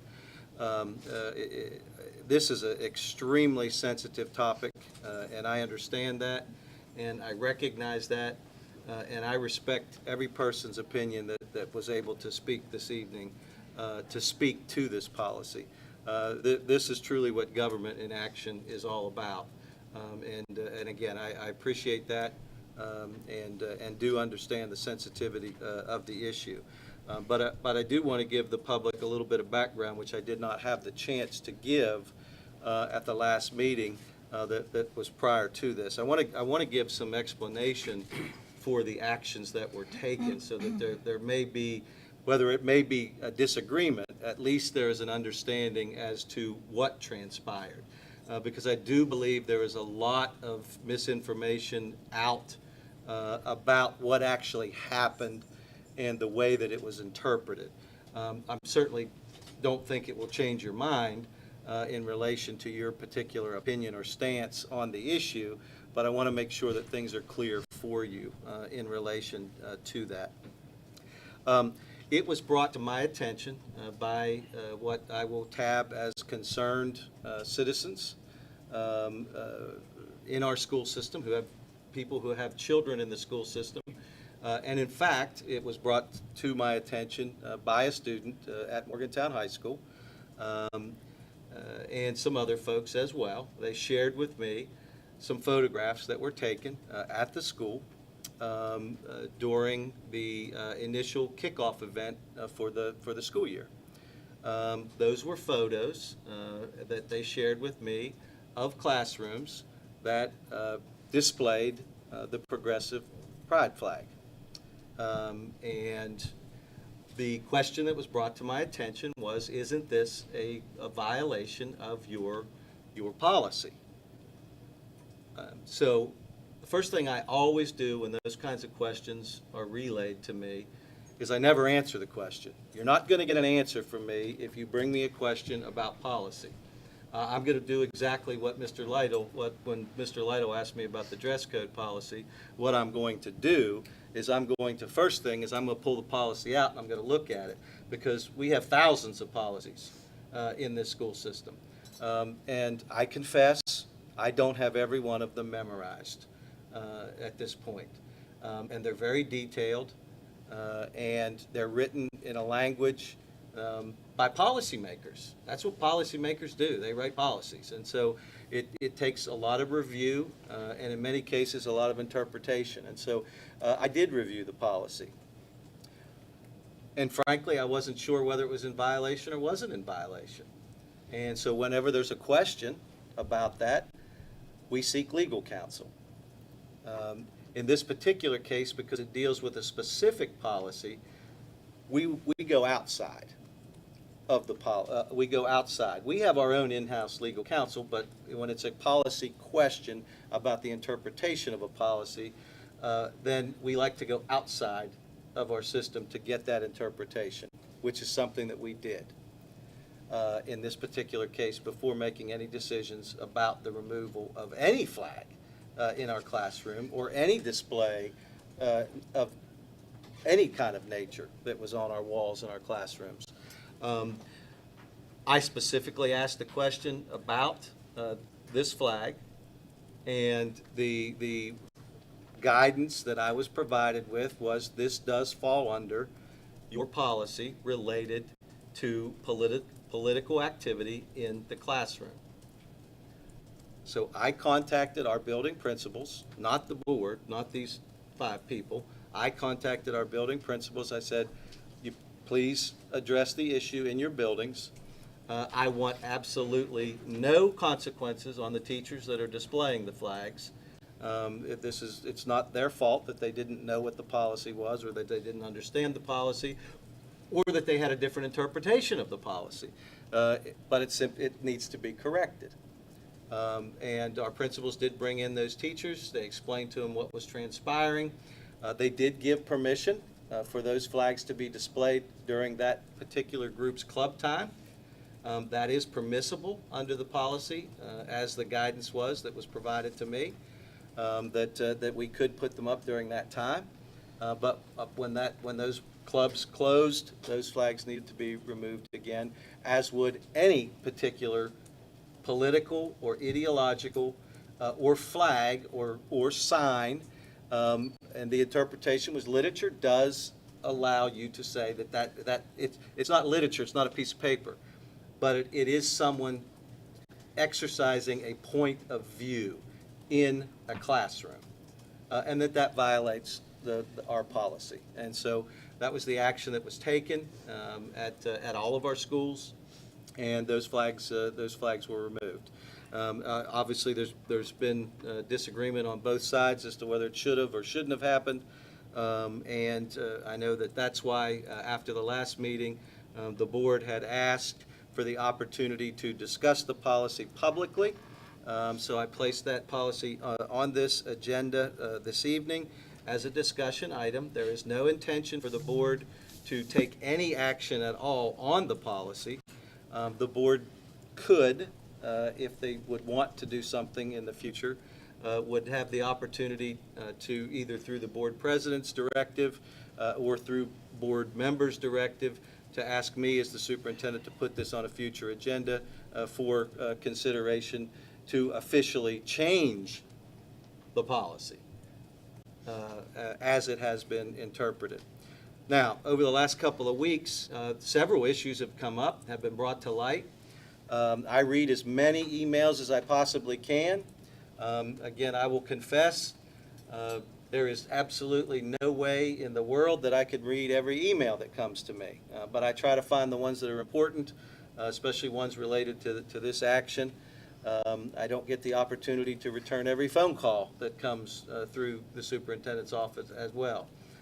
If I did that, I'd be answering emails and answering telephone calls and doing nothing else. But I do read them because I want to know what the issues are. Is there something that I'm missing in my interpretation or my judgment or my decision? Did I miss something?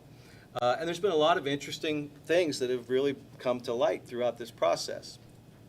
One of the things that I wanted to check on was the Title IX issue, and I think there were a couple of speakers this evening that may have mentioned Title IX. So we did some background work on that to try to determine whether or not our policy conflicted with Title IX policy.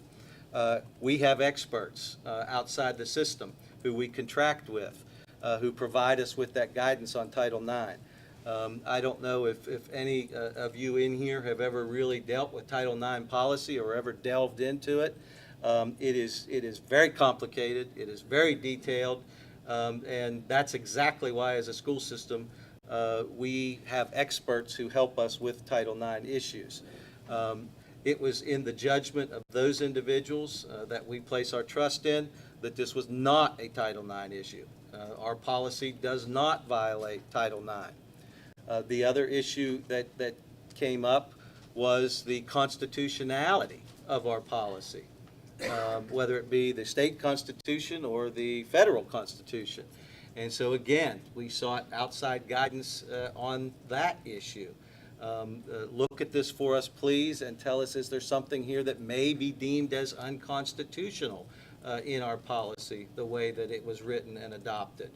The guidance that we received is that our policy is absolutely not unconstitutional, that it would stand up to the test of the Constitution, whether it be the state or the federal policy. So I want people to know that we've done our due diligence with this policy.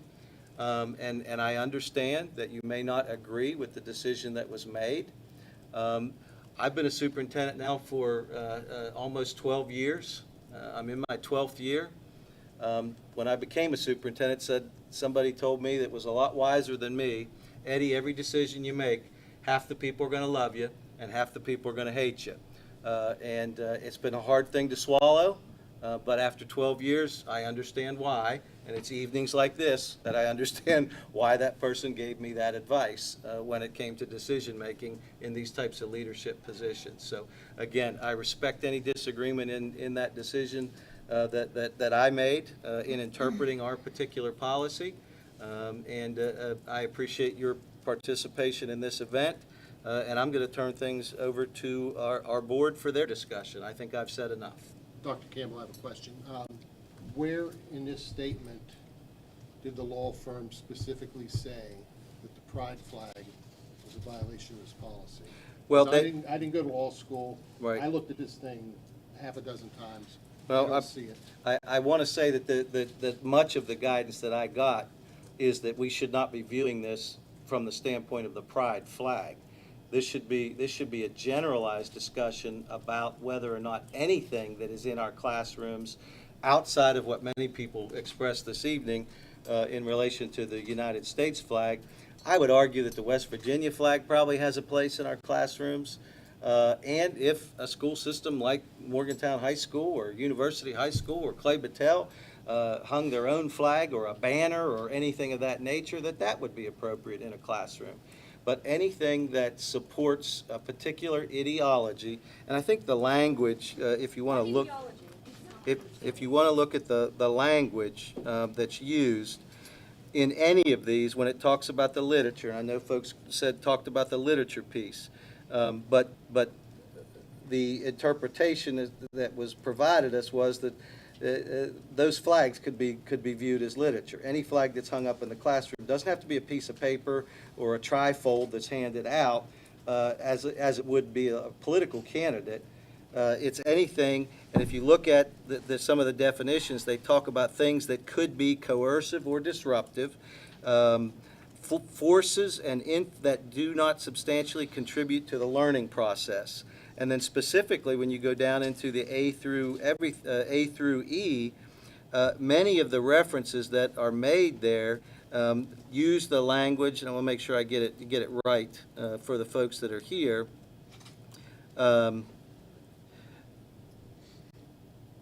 If you look at B, after where it says or more candidates, it then uses the words issues or a particular point of view.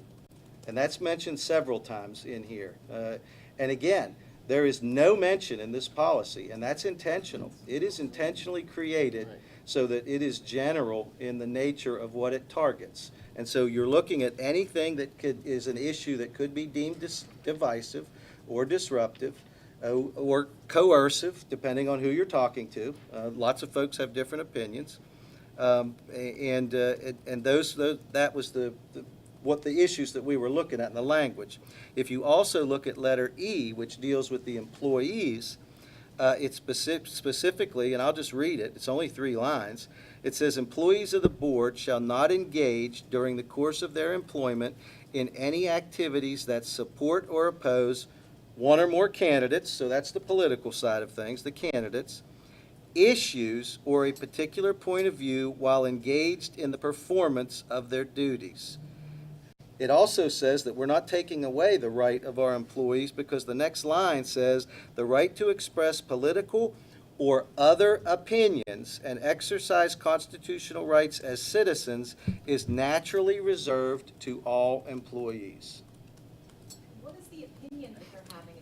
We're gonna. You guys cannot speak. I'm sorry. I guess the question I have is that when I see this, these as parts of a whole, and the whole that I see, and again, I'm not a lawyer, is that it applies mostly to candidates running for political office and political parties, Democrats, Republicans, communists, Nazis, libertarians, whatever. And I didn't see, I mean, I used to teach at Morgantown High. We had, in the cafeteria, we had every flag of every country. I don't know what happened to them, but I mean, I used to have students that would bring me flags from around the world because I had a lot of international students. And I'm just thinking, I think we're going down a slippery slope in that we might just have sterile white walls, and I don't know. I'm just really worried. I think this probably needs to go on the future agenda. I also want to jump on with Mr. Berry. First of all, I want to thank everybody that spoke because you did a great job. And I get nervous speaking too, so I wrote down some thoughts today. Dr. Campbell addressed some when he said that he spoke to legal counsel, and I would like if we could see a report from this outside legal counsel and how they address this, the pride flag fitting into this policy, because in all of the soul searching and research I've done for the last couple weeks, I feel like we're violating some things. I also want to be clear that this board has never ruled to take down the pride flag. It has not been a question that has been asked of us, so that is not a decision that we made. I'm personally also going to apologize for the message that was sent to our students and our teachers and our families that were hurt by the pride flag being taken down. I can only imagine. I feel like this policy is being used to justify something, but as far as I can tell, like Mr. Berry said, it seems to apply to campaigning, so I would like us to go back and look at when this policy was created, what its original intention was. I feel like we're going to have a suspicion we're going to find out it was about campaigning. What I do know is that students and teachers do not check their constitutional First Amendment rights at the door when they enter a school. And we need to be careful that we're honoring these rights when we're making decisions as a board. And I question whether it's even appropriate for us as a governing board to make a policy about a pride flag. So, again, I would like to have our board review a report from outside counsel and how this applies to the pride flag, because I do feel like that is the target of this discussion. In the meantime, I think what's appropriate is to deal with the decision at an individual school level and absent disruption of educational process, and not just because a few individuals are uncomfortable. I believe it's appropriate. I mean, right here, we have a whole faculty from Morgantown High School, Clay Battelle, and University High School. A majority of the faculty at 3 high schools are saying that they're upset by this decision. Where's their voice? Where are our teachers' voices? I'm not an attorney, but I do know that the Supreme Court recently ruled in Kennedy versus Bremerton School District that school employees enjoy a constitutionally protected right of expression, and school boards must be very careful to try to limit or restrict such expressions. There are other rulings out there. Tinker versus Des Moines Independent Community School District clearly established that students and teachers do not shed their constitutional rights to freedom of speech or expression at the schoolhouse gate. And further, in order for school officials to justify prohibition of particular expression of opinions, the officials must be able to show their actions were caused by something more than a mere desire to avoid discomfort.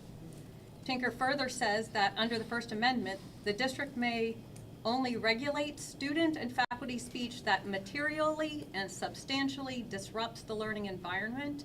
Visual displays are considered speech.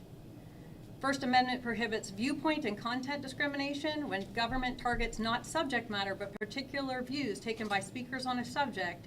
The violation of the First Amendment is all that more blatant.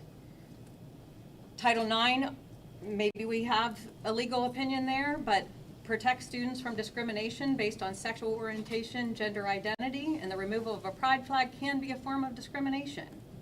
Also, ACLU, I think somebody brought this up in their speech, is pending litigation on this exact matter, overturning a board's ruling on this exact conversation. So I think we're stepping into some legal territory that I personally think we need more information on, because we aren't quite prepared to make any decisions on a pride flag. I guess that's all. And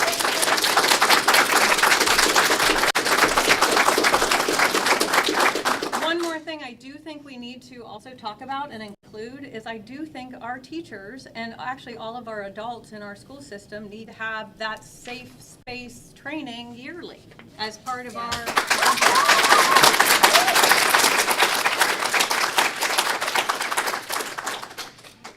I just want to make one point of order and caution. I'm not an attorney, I said that. I know, but you referenced the percentage of faculty in the letters. that Well, were I would brought think here. if a faculty decision is made, Senate decision it is was a- made, isn't it a majority that would It's say? a majority of the people who attended the faculty senate But there has to be a meeting. quorum. There has to be a quorum. Right. Yeah. Actually, the vote that was taken at Morgantown High School was done by voice vote only, so we don't have numbers on that. The University High School did turn their numbers in. There was a majority of the members of the faculty that were present, which was right at 50% of the faculty attended that faculty senate meeting. They barely made the quorum for that when they turned their numbers in to us, because they was sent by their faculty senate president. He sent the number of people who attended the meeting, the number of people who voted yes, and the number of people who voted no. And again, the same issue at Clay Battelle was the number of people that, I'm not sure Clay Battelle even had a They sent a letter. It came in our email today. right. Well, I know they sent the letter, but I'm not sure that a majority of their faculty even voted to send it. I think it wasn't even 50%. But There's still I just a wanted to be large caught. constituent of And I'm not teachers. disagreeing with that, but you used the terminology, Okay. a majority of the staff. Well, I and just assumed wanted to that correct if a school faculty senate were to vote, it would be a quorum. It should be, yes. Yeah, you're right. Madam Walker? I think that if we want to have more, if you will, support for the superintendent's procedural decision, if he has anything else to add, if the legal teams have anything else to add, the only thing I want to say is Neola is a policy, those policies are written in 8 different states.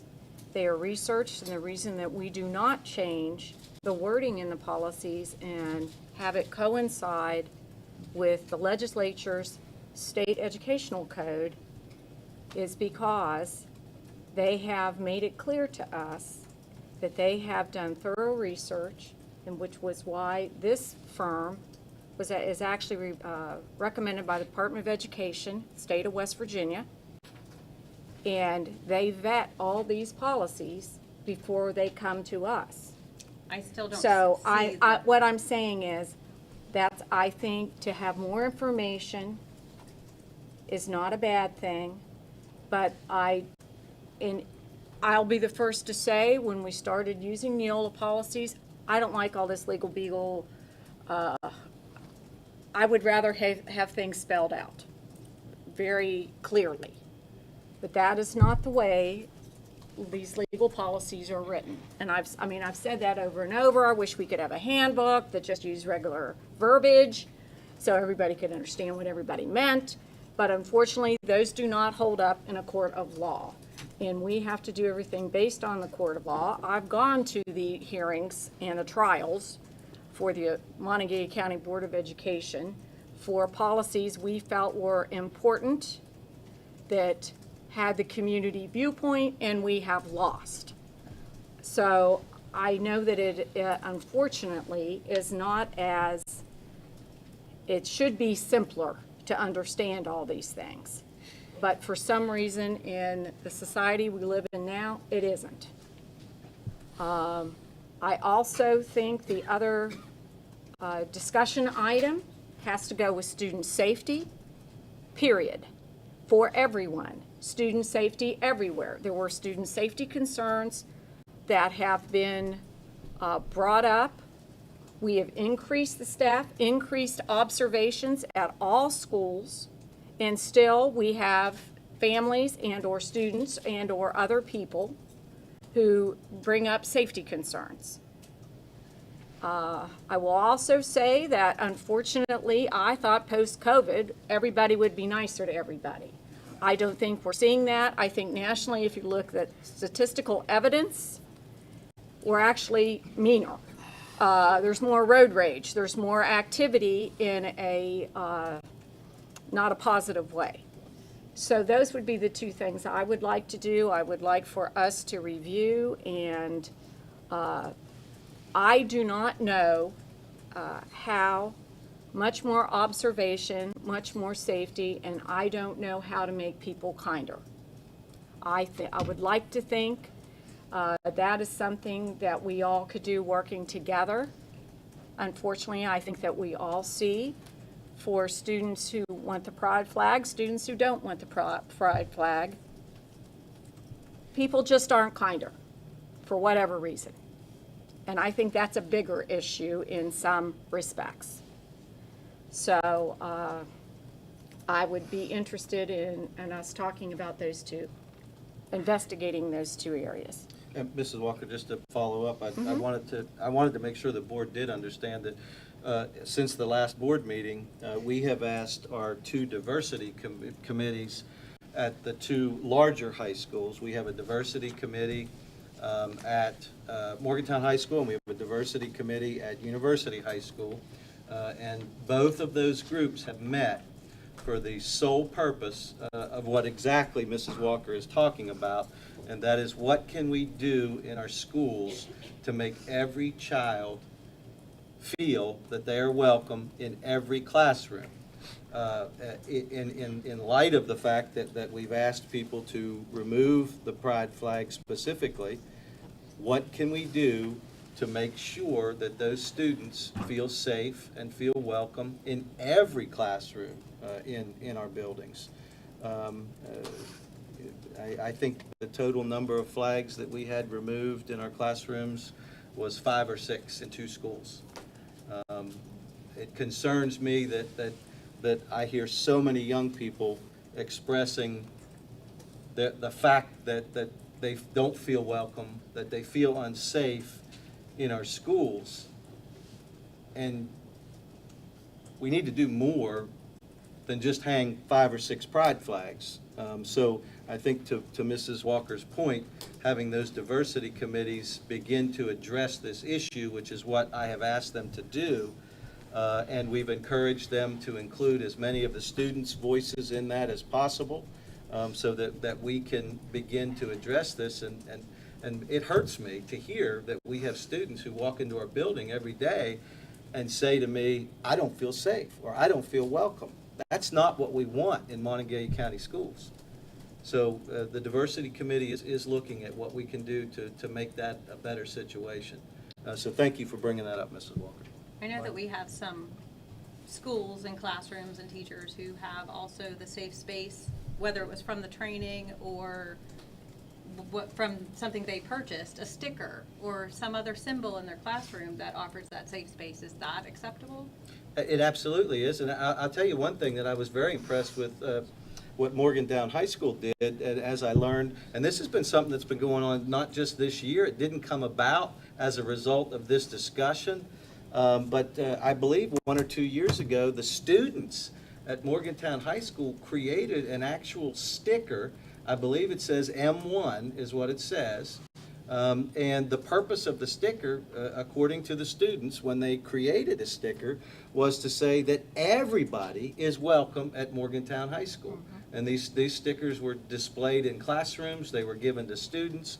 They use it as their Twitter icon, or whatever we call that thing. I'm not up on Twitter. These guys probably know that. Emoji. I don't think it's an emoji either. So, but whatever it's called. But I was very impressed when I found out that the kids had actually addressed the issue of inclusivity and using that as something. And I also want to make sure that everybody understands that that there has been no ban on any personal expression. No ban on any personal expression. Any student here or in our schools, if they want to wear a pride flag sticker to school, there's no ban on that. That's personal choice. That's personal preference. And we have not made a statement about that, nor will we. That's not what this is about. If students want to wear certain T-shirts that express their personal beliefs, they are permitted to do that, as long as they're not vulgar or the things that are in our policy that say you can't do. They're permitted to do that. That's personal expression. That's First Amendment rights, and we're not going to take that away from our kids. Oh, there is only one other thing I'd like to say. At Morgantown High School, and I know some of the other schools, we have over 45 languages in our public schools. For some reason, people just continually forget that. There are a lot of geographical flags that are up, displayed in schools to say where all the students are from. We have a lot of students that are here. English is their second language. A lot of them arrive at our schools and do not speak a word of English. And through the great work of the staff and, in large part, the students, these children become the English-speaking person for their family, for a large part. And I think that's something we also have to recognize here. There are many types of diversity in Monongalia County for a million different ways. And I think a lot of people do not realize that. So there's just a lot to look at. Well, I guess that brings up a whole nother point of those are also flags displayed in our schools that represent a culture or population of A people. geography.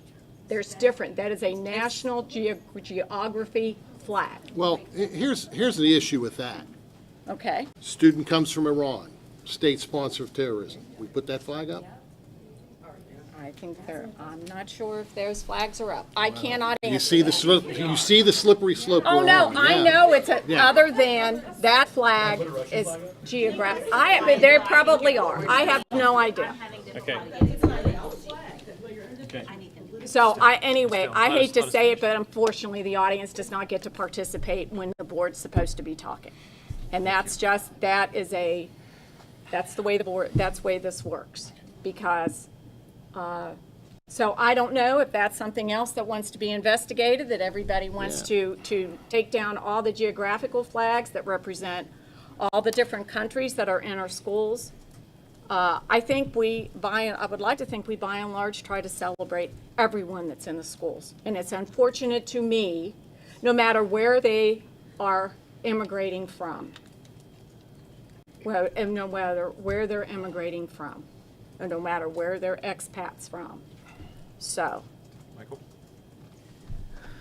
Well, my concern with the policy is, somebody had mentioned before about all the things that will disappear if we stick with this, but I'm more concerned with the things that will appear. This is part of our armor, if you will, to protect all of you. I would not ever agree to anybody out there being bullied, and I'll stand right beside of you and fight that. But we have to be real careful about having the crack in that armor that allows other points of view in that might be opposite of what yours are. So that's my concern, is being able to still protect everybody. Because if you start taking things away as far as tools from us, it could have a very adverse effect of other things creeping into these cracks. So that part concerns me very much, and I'm concerned, but I do feel all the teachers that had these flags up, they're still there for you. I think they're still supportive of you, and I'm sure they are. I won't say I think. So we just got to work through this whole thing, but and don't ever take issue when somebody says, I don't like you. Who cares? In our family, we jokingly say we're Irish, and we don't care what you think. We care why you think it, but we don't care what you think. So I think we just have to tread lightly here, because I don't want to, again, have that crack in the armor to where all of a sudden the dam has burst and then we can't protect you. It starts overflowing the other direction. So that's my thoughts on it there, but and we're there. I don't want anybody in this room to be bullied. If you're being bullied, go through the channels at the school. If you're not getting the satisfaction, you come in here and tell us. We're all here at the same time, because we won't tolerate that. So please, if you can't find it, go to the counselors, and as Dr. Campbell was saying, we're going to be working harder on that side of it and have your voice being able to be heard, and nobody should be bullied for any reason in our school system. We just don't tolerate it. I'm done. So, I have some points that I do want to make. I've written down some different points, and I've talked to a lot of people over the last couple of weeks. And some of the stories are pretty sad. And the stories are sad because of the history of this fight. The history of this fight has always been, where do you put, where do you place, and how do you protect yourself? That's the history of this fight. And that's where we're at again today. And I think everyone in this room has the same exact goal. The goal is for every single kid in the class, well, maybe not. I shouldn't say everyone has the same goal. That's generalizing. Anyhow, if you're not part of this goal, you don't belong in education. But that is for kids to feel safe in a school environment. That should be the goal. I don't want this group to waste this opportunity to move forward.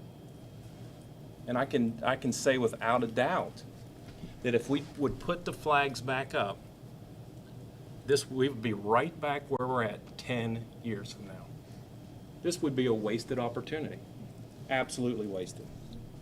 So I'm not necessarily going one way or the other on that, but the fact that we have come out of the closet's what it was when I was in school in 70s, 80s, well before I was in school, but 80s, 90s. I don't really know the terminology now, but we're still keeping the same group in a room. Be careful what you put up around you to protect you, because it sooner or later becomes a jail. That's what I see here. I think we need, as a group, to take this and move forward and allow this organization to get involved in the schools and make sure every single one of our kids feels safe. And I can tell you there is not a teacher at any of our schools that don't feel that same exact way.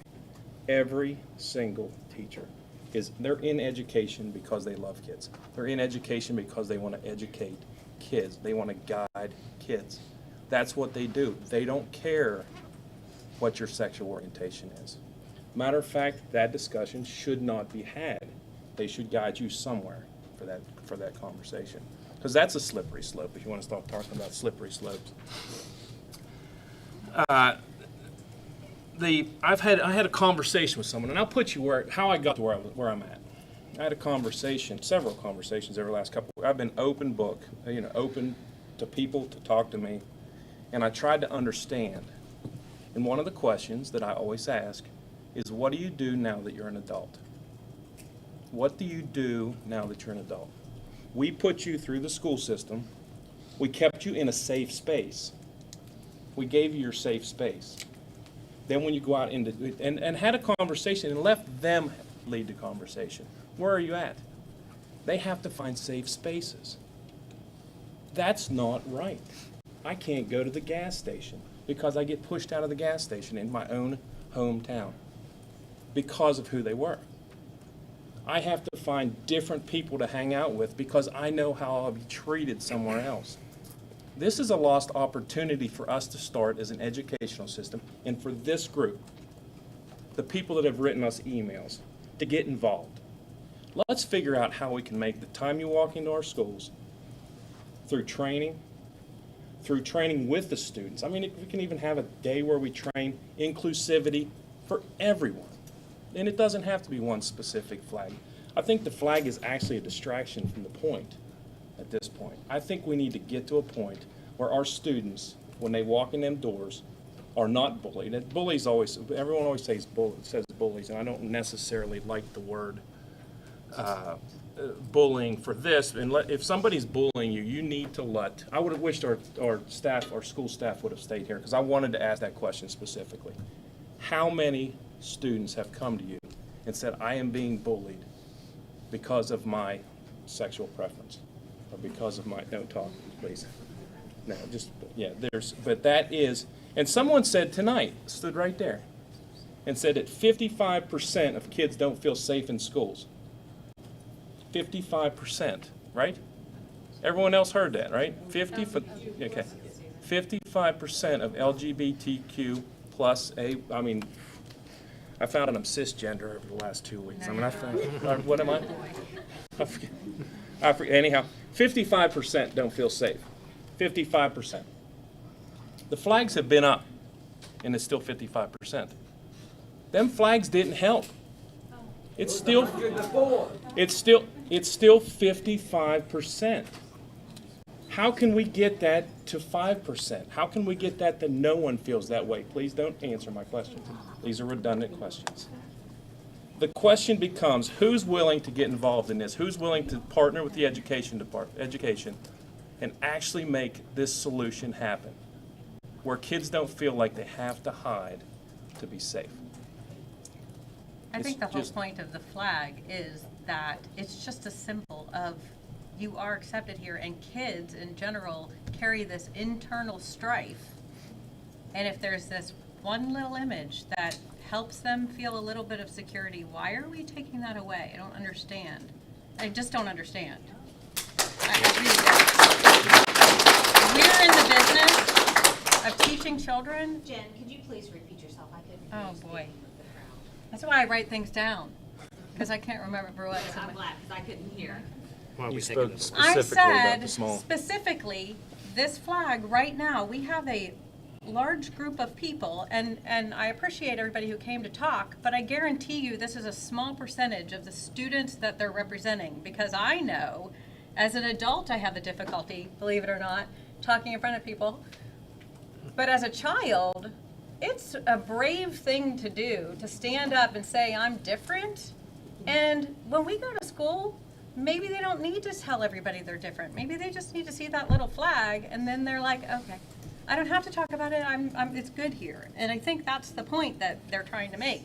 And it's what they need right now. And hopefully in 10 years, they won't need it anymore, but they're still going to like it because it's pretty. Yeah. And it means something to them. But right now, we're talking about children having a safe space in school, and that is not a literal safe space. It's not always about bullying. It's about, if I say something to my friend might not like me anymore because my friend might be homophobic or judge me. It's just being able to be in a room and know somebody in that room isn't judging you, so we can learn today. That's what it is. It's not this literal safe space where if I don't have a flag, I'm going to be bullied. I do have a flag, so I have some comfort, and it's needed because they're saying it's needed. It's not there to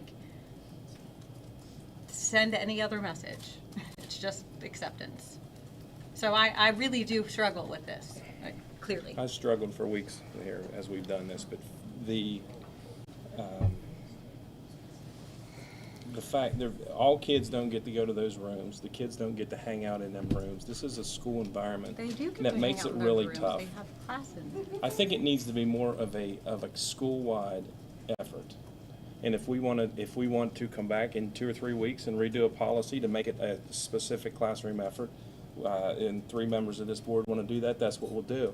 But I think that's not the way we need to go. I don't think we need to go to where we're divisive. I think we just need to support our staff. I think this diversity committee should show up here pretty regularly, so we can start talking about this, especially as hot as a topic as this is specifically right now. And again, our staff is saying that they want this symbol and they see the value in it. So if we're going to support our staff, we also have to listen to what they're saying. I think the thing that worries me is that, I know, Mr. Lyle, you talked about 55%. I think I met with a student, and I'm going to keep that confidential. And this student felt that by the removal of the flag, they feel that they're more under threat now. That some of these elements that have been under the radar are now feel more emboldened. And I'm just worried that if it's a steady 55%, what would be the percentage if we remove the flags and that element now becomes emboldened and starts threatening students. I don't know, that's what worries me That's about the where we need removal. to step in. That's where I wish the staff would have stuck around so I could have heard a little bit, asked a couple questions on that. There will be no, You do have staff members in the room. huh? Teachers in the room. No, I'm talking about the principals. I'm talking about who has went to the principal. Yeah, yeah, yeah. The, I mean, I don't know the feeling of the room. I mean, there will be no bigger ally than myself for those who want to take this on and to address this in the schools. Some people in this room, as you groan and grunt and think that I'm not the person that would help you in this, I don't really need you in my team. But I can tell you that those who want to are students who want to make this go away and work on this for future generations and for your adulthood. I'm speaking specifically to you. I am your biggest ally. I'll be there for you guys. Most of the problem with this becomes a push, and that's what makes it political. That's what makes it political. But the students in this room will have no bigger ally, and the superintendent and his administration and your school leadership and your teachers are your biggest allies in this life, in schools. But you have to speak up. But We no, have to know. you need to, my email is on the board website. My personal cell phone is on the board website. If you text me, if something's not getting done, I will take care of it. I will personally make sure that happens. It is unacceptable for us as a society to put people that don't think like other people in a room or in one specific spot, or have them go. When you are an adult, you're going to end up somewhere, and this could go for any students. I'm speaking specifically to this group tonight because it's so important for this group. But there's other groups out there that if you guys show them the way, they can feel that acceptance in the schools. There's no, and it's board in general. As I've discussed with them, they are your biggest allies. If you're having trouble and you don't feel safe in our schools, you let us know and it will be taken care of. There will be no questions there. The next question is, and I'm going to make a political statement right here because I know what's going to happen. January, February of this year, the state legislature will probably ban flags in schools, except for the American flag and the state flag. So we can talk about what we can do in the short term from now till January or February, or we can talk about the future for you and for other kids that are coming behind you. So that's what we need to do. We need to get to that point. And if you don't, I mean, there's other people here. I mean, there's people on this board that will jump beside you and help you with that effort. And that's what we'll do. So please believe that that's what we're going to do. We're going to continue to discuss this as a group. But if you feel unsafe in our schools, do not hesitate to talk to your administrators. Do not hesitate, whatever teacher's sitting in front of you. Do not hesitate to talk to your resource officer. They're all trained for this, and we are going to talk. That's one more point I want to make, is there are trainings out there for inclusion, and it doesn't have any specific group. And I think that needs to become a really big part of our continuing education so that we can get there. So I was excited when they said there was going to be a lot of people here tonight, and especially outside. I stayed out there for a little bit and talked to a couple of people. And the reason I did that is I want you to know. I want you to know that I'm your ally. I'm definitely not your enemy here. So, and I don't think anyone on this board feels any different than that. So, Superintendent, any of the board members want to say anything? I wrote you some of you guys' name. As you spoke, I wrote your name down, and I would like to hear from you guys. So, don't be afraid to reach out. So before we part on to Go the ahead. next subject here, if a teacher has a sticker, that's acceptable on their door in their classroom? Do we start getting tape measures out? I don't know. I'm not being flippant here. I would, that's an expression of speech. If one of these two gentlemen wants to put a flag sticker on their lapel or on their shirt, they're more than welcome to do that. They're a teacher. They can do that just as our kids can do that as well. We would ask that those not be displayed in the classroom as an independent sign or as a poster or as a sticker or because then it doesn't necessarily, it's not then their ownership for it. I mean, it's not on them.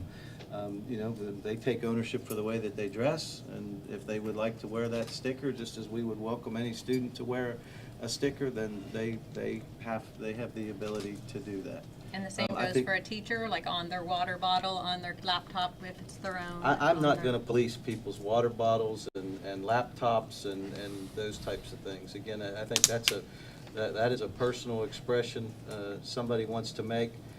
But I think teachers recognize the line that there is when it comes to what's displayed in their classroom.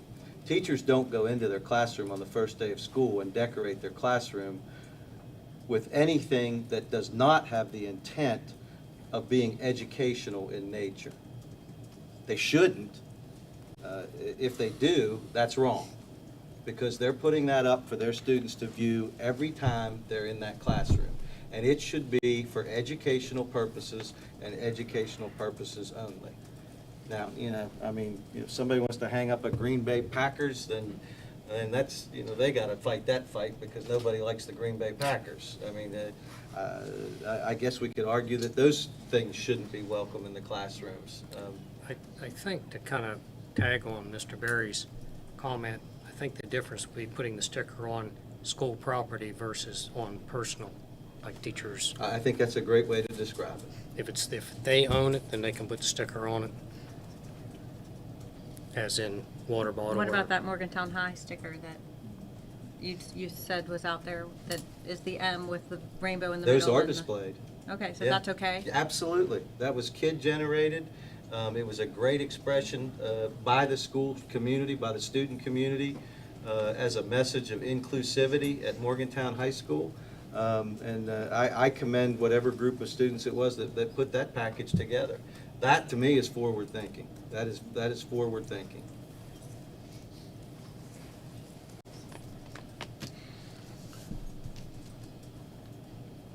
Well, I definitely want to thank you guys for coming out again tonight. It's tough to speak in front of this group. I mean, we're pretty nasty up here. Yeah, pretty ignorant. Yeah, but yeah, this effort's just starting. I think this is going to be the beginning of another effort that's gonna carry a lot of weight in the future, and it's going to be something you guys, the students specifically, can be proud that they become part of. And like I said, if there's anything we can do, please do not hesitate to call us. So, all right. Superintendent, C. Right. Board members, thank you for the discussion and thank you for your thoughtfulness on this particular issue. I know that all of these young people appreciate that from you five folks. So, moving on to item C, this is the North Elementary AmeriCorps Agreement.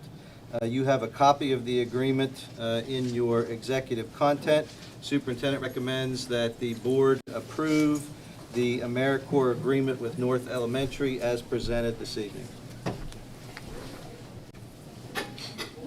Need a motion? So moved. I need a second. Okay. Anybody discussion on the agreement? Did someone second? Michael did. Thank you, Mike. What is the use for this AmeriCorps? Do we know what the intent? Because I know it's like the National Peace Corps, if you will, as it used to be. Yeah, they all have different activities. They do have to sign up for a particular project. I'm not sure if it lists the particular project in here. Because it's usually at the discretion of the person who requests the It does. grant. Beth, do you remember what North was doing? Oh, so The it's going to be a garden, garden. okay, yep. Yep, and they do that quite frequently. North, I think North has done this one Yes, they repeatedly. You still got officers outside? Yeah. Because now they know who they are. Sorry. And we do need to exit, Yes, everybody they're exit. too loud. Yeah. And have them exit the lobby too, because that Yeah. still generates that. Yeah. You guys are still in session. Please continue to walk down the hallway, please. Okay, any other questions, comments? All in favor of the North Elementary AmeriCorps agreement as presented, signify by aye. Aye. Aye. Opposed, the same. Superintendent? Item D is an agreement with AmeriCorps as well. This is for Clay Battelle High School and Mason-Dixon Elementary School. Superintendent recommends that the board approve the agreement as presented this evening. So moved. So moved. No? I'll second that. You got Dan and Mike. What Yeah. were they doing? I remember we talked about this. What were they doing? So I actually submitted what they plan to do to the AmeriCorps person, Angela Collier, and she approved it. So basically, they are going to still do that. This is not about drugs program. And then also work on building a bridge to the high school and Okay. several other factors that they had in there. All right, thank you, Beth. You're welcome. Any questions? All in favor of the Clay Battelle High School and Mason-Dixon Elementary School AmeriCorps agreement, signify by aye. Aye. Opposed, the same.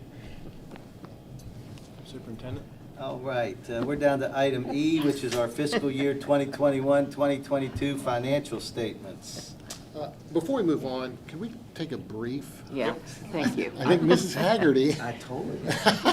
We just take a brief Yes, thank you. Were you bathroom. waiting for me to suggest that? 5-minute recess. Mercifully.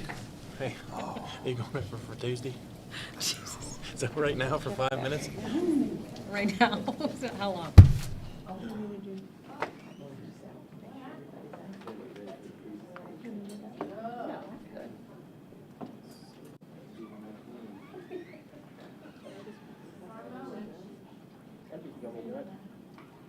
It's a good idea. Now would be a good time to do that. In the dark.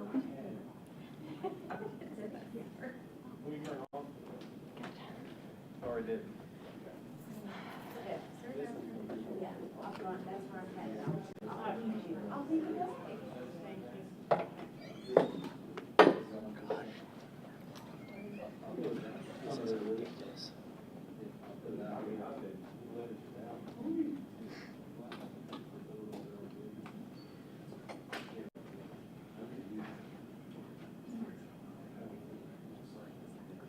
Are we still live?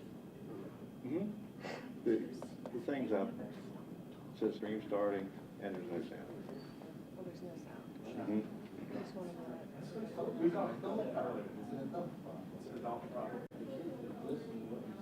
No, he'd already asked me. Yeah, I don't care. I don't care what they do. What do you want? They're Keurigs. They said there's Keurigs, but there's no. Have they took them out? Oh, Do you want some coffee? You can go down to the, huh? just go down to our office. Yeah. What is that? Wait a minute. They're going that way. I want to bring Okay. Can you bring me one back too? What's that? Oh, they're not going to coffee. So my buddy's down at the Botanical Gardens at the city council meeting, and theirs started at 7. I have to go pick him up after I leave here. So I don't know how he's doing. It's just a little teeny room, and they had a tour down there, and I think they had a banquet or something in one of the other buildings. They had a reception. Hey, Danny? Oh. Yes. Mike's still on. Somebody just texted us and Yeah. said our mics are still on. Says you can still hear. It shouldn't be, because I pulled everything down. That's what somebody said. Oh, you know what? It's from that camera up there.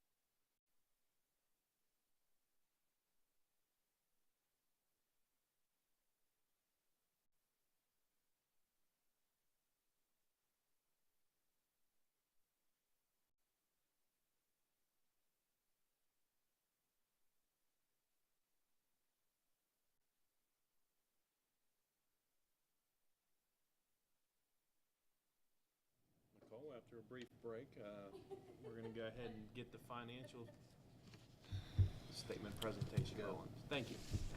Thank you. Hello, everyone. Each year, county boards of education are required to submit annual financial statements. The financial statements are made up of three main parts: the management discussion and analysis, the financial statements, and the notes to the financials. And in your executive content, you have the full package with the financial statements. The authoritative body that sets the financial reporting standards for boards of education is the Governmental Accounting Standards Board, and in the accounting world, we refer to this as GASB. In 2003, there were only 34 GASBs, and now we're up to over 100 GASBs that we have to follow. The first financial statement that we're going to look at is the balance sheet. This shows the assets, liabilities, and fund balance as of June 30th, 2022. The board maintains 6 funds. We have the general current expense, which is our operating fund, our special revenue fund, which is a restricted fund that we have all of our state and federal grants are maintained in this fund. We have the school activity fund. We are now required to record all of our school's activity in our financial statements. This is new for this year. We have the ESSER fund, where that is where all of our federal stimulus money is being recorded. And then our debt service fund is our bond, where all of our bond activity is, and permanent improvement is our major construction fund. And if you can look at the fund balance unassigned, I'm not going to go over all the numbers, but our fund balance that is unassigned for the general current expense is $8.7 million. The State Department recommends that we have 3 to 5% as unassigned fund balance, and we do meet that. That is something that we are graded on in the finance office. If you look at the special revenue fund, that fund balance is $3.5 million. That is a restricted fund balance. The school activity fund is $2.5 billion. The ESSER fund is showing a negative $1.1 million. That is because we did not get our accounts. We had a grant receivable at the end of 6/30/2022. That has since came in. The debt service fund has a fund balance of $2.2 million, and then the permanent improvement has close to $12 million. Okay. Moving on to the next statement, this is just showing our revenues and expenditures and changes in fund balance for the year. This is broken up into revenues by source and then expenditures by function. I handed out earlier a little cheat sheet that actually drills down to tell you what actually makes up the instruction, supporting services, students, if you'd like to take a look at that. Moving down, you can see the change in our fund balance. For the general current expense, we had a change of $2.3 million, special revenue $1.9 million, school activity fund $197,000, ESSER fund $97,000, debt service $202,000, and our permanent improvement a little over $3 million. This statement is just showing the change from 2021 to 2022. Our property taxes actually decreased by $1.7 million from 22 to 21, and this was because our public utility taxes were down. Our state sources decreased by $5.8 million from last year, and this is because our state aid decreased and due to our dropping enrollment. Our federal sources, however, did increase because of all the federal dollars that we had received, and that increase was $10.3 million. If you look at the instruction, it has increased by $10 million over last year. The reason for that is because we have, with the new ARP funding, we added 50 new positions, and we are now operating as we were pre-pandemic. So in 21, we didn't offer all, well, we offered the services, but we may not have had all the extra duty contracts or whatnot, but now we're back to where we were operating prior to COVID. And then the capital outlay, it was a decrease of $6.8 million, and that was the completion of the Ridgedale project. And then you can see the net change in fund balance from 21 to 22 was a decrease of a little over $1 million. This is a revenue by sources. State sources represent 41% of our revenue. Property taxes are also at 41%. Federal sources make up 15%, and other local sources make up 3%. Yes. So where's the excess levy, under property taxes? Yes, the excess levy is included in property taxes. And how much of that is the excess levy? What percentage of the? So when we look at this as a whole, if we're just looking at the general fund, 22% of our budget is the excess levy. Significant. It is. It's more than half of the property taxes. If we look at, this is taking all of our revenue from all of our funds. But if we're just looking at the general fund itself, it's 22% of our overall budget in our general fund. It's a little distorted here because I'm taking all of the funds and combining them. This isn't just our general operating budget. So can you work that into the pie chart in the future? I can do that, most definitely. Terry would be proud. Okay, I will do that. And then this shows our expenditures by function. Instruction makes up 58% of our expenditures, followed by our O&M, which is our operations and maintenance, is 10%, student transportation at 7%, students at 6%. And again, if you want to refer back to the cheat sheet, it will show you what makes up those different areas. And then this is expenditures by object. 72% of our expenditures were for salary and fringes. And then if we were just looking at the general fund, that number is about 80% for our salary and fringes. And then following up to our last week's meeting from the DL group, I wanted to let you know how much our outstanding debt was as of 6/30. So we still have our 2019 refunding bonds, and as of 6/30, the outstanding amount was $27.9 million. Our last payment will be May of 2033, and the bond payment with interest is a little under $3 million per year. We have 2 qualified zone academy bonds, and that bond payment is about $166,000 each per year. Our upcoming permanent improvement projects, we have the Excel addition of $4 million. Our North SBA project has begun. We have set aside $2 million for HVAC, boiler, roof, sewer upgrades, and gym floors of $2 million. And we're starting to build back up our reserves for future projects. And right now we have $4 million in reserves for that. And then I just wanted to show you what projects that we have completed over the last 12 years. We have completed $84.2 million in projects. We've received $32.1 million from SBA, and the rest was paid by the county. A local share of $52 million. That's very, very impressive. And we were able to do that without having to run a bond. That's more than the building bond we passed. That is that correct. built Yes. all the other schools, Yeah. but that came through careful fiscal management. It did, yes. Yeah, QSEB funding helped a lot through that too, didn't it? I'm sorry. The QSEB funding? We had $2 million of the QZEB, yes. That's what I said, that helped And through all that's in that. there, that's included as well. We actually had $4 million. That's $2 the million creative for way of the, being. yeah, I think, the $2 million for the MTech, and then I think the other $2 million is up there. We just had to get creative Any other on questions that. on this? Yeah. And then with our federal stimulus dollars, this is a snapshot of the expenditures for just this year.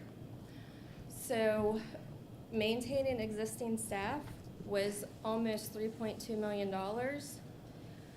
We added special ed positions that were around $500,000. Our interventionists were $600,000.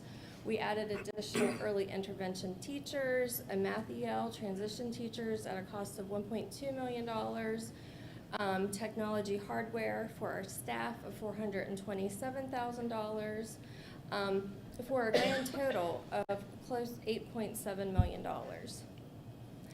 And as you can see, ESSER 2 only has remaining $276,000 going into fiscal year 23.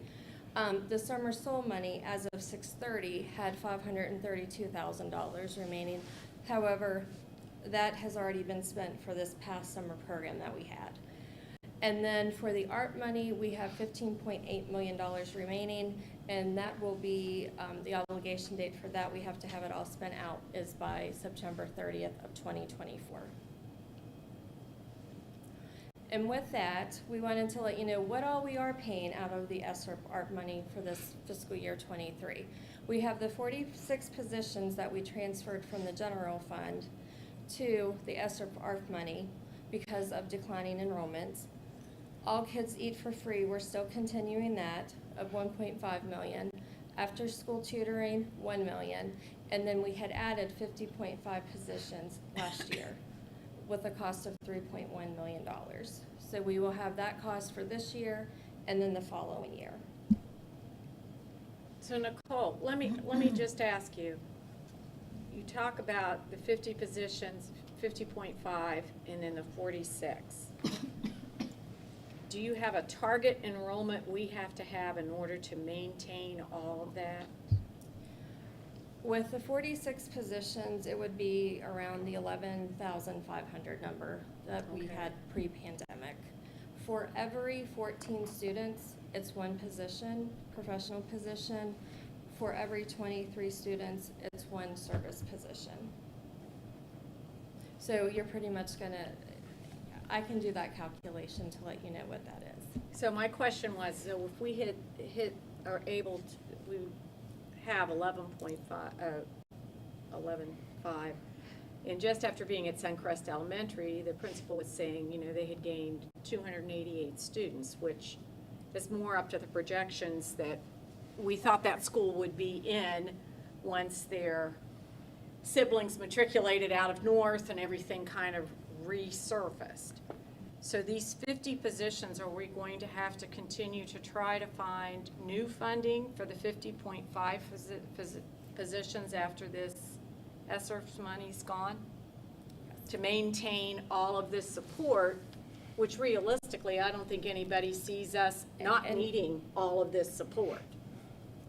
And we knew going into this that our students needed the extra support, and that was one of the, that's how we decided as a group, as a board, to spend these dollars. Some of them are, and I don't want, Donna, if you would like to chime in. Yes, I want to just elaborate just a little bit, and I provided each of you with a narrative that we had put together based on what we have used the ESERF and the ARP funding. And this we provided to Secretary Miguel Cardona when he was here, and the federal team that came. They asked very clearly, what did we use this federal money for? And as some of the board members are aware, when we made this presentation, we were very intentional, we were very deliberate about making sure these supports went toward our students. At the time we presented this to the state, we were the 54th district to make the presentation, and all 8 members of that team that evaluated the projects indicated to us that they wish we had been the very last presentation because we were the best one that they had seen out of 54. And I take great pride in this because it covers the entire gamut of all levels of children, elementary, middle, and high. It is evidence-based in that we support the transition into 9th grade, into 6th grade, and particularly the intervention support, which we have done now for about 8 years, but we have doubled that amount based on this additional funding, because our children, K, 1, 2, 3, 4, really all at the elementary, have missed schooling based on COVID and attendance issues. And this is where we're providing that support and intervention. So you see the literacy specialists at every elementary school. You see double the amount, and you spoke about Suncrest Elementary. We heard Senator Capito ask us, because he shared, Mr. Gaither shared that he has 6 interventionists. She said, "Do you mean for the county?" He said, "No, for my school." And she was super impressed that we have that at every one of the elementary schools. So we have done everything we possibly can to put in supports for our children, and then also to scaffold that with the extra nursing, counseling, all those support services that are so essential to students' overall well-being. And so we feel we have used this funding very, very wisely, and it will be incumbent on the board to look into the future to see what is next in the needs of supporting our schools. When does this run out? September 30th of 2024. Well, and it's teacher support too. Oh, It's not, I mean, you can't say it's just, it's staff, more staff to support the staff that's already there. Absolutely. Trying to do these jobs.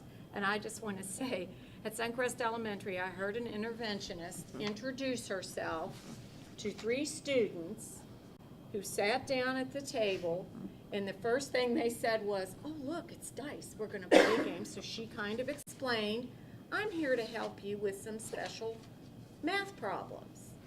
And one of the students looked at her and said, "You mean now I'm going to get to have 2 special teachers?"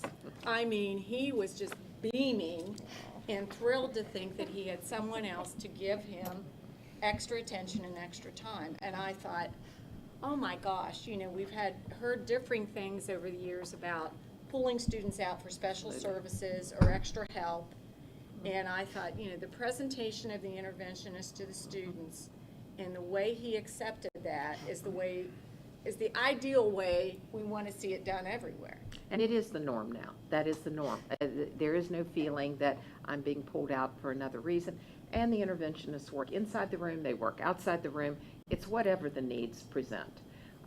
So again, we have a very, very solid program here to support the needs of our students and certainly our staff, for heaven's sake, yes.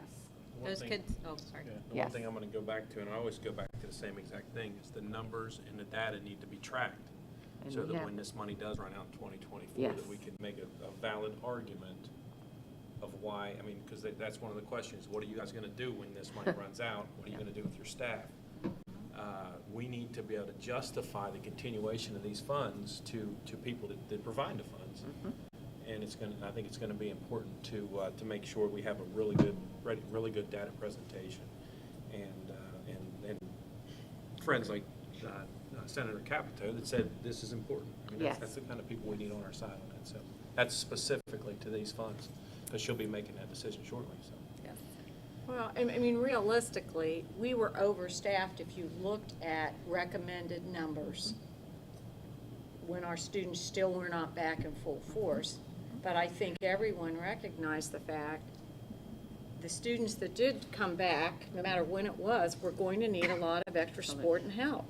So, I mean, I know some other areas of the state felt they needed to use these funds in different ways, some for physical structures, some for other needs that were unmet for a long time. And we were fortunate that our community had supported us enough to be able to maintain those low ratios and high staff numbers, because that's where we were going to make the difference.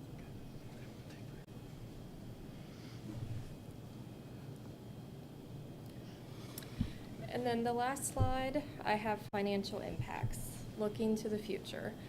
Our enrollment numbers we're closely watching. October 3rd counts, that'll be the date that we have to get, that'll be the date of certification. We won't know the final numbers until middle of October, beginning of November. So we are watching those. So you can see in 2020, we were at almost 11,576. During the pandemic, we dropped to 11,051.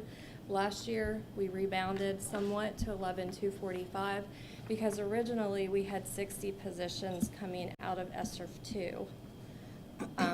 because of the drop. It was 60 positions. But because we increased last year, I was able to move some of those positions out, and now we only have 46 coming out of our ARP ESSER money. So we are watching the enrollment numbers very closely. We gave a $1,000 pay raise with the passage of the excess levy. That cost about $1.8 million for this current year, but our excess levy only grew by $180,000. And then Amendment 2. The pay raise, that was in addition to the other pay raise. That is correct, Okay, yes. just So to we make had the sure. state pay raise, and then we had the excess levy pay raise. Plus the raises that we'd given in prior levies. Yes, Right. and that is correct, That's in yes. addition to the, it's Mhm. not 1,000 total, it's Yes. 1,000 in addition to Yes. the other. That is correct. And then Amendment 2 is out there on the horizon.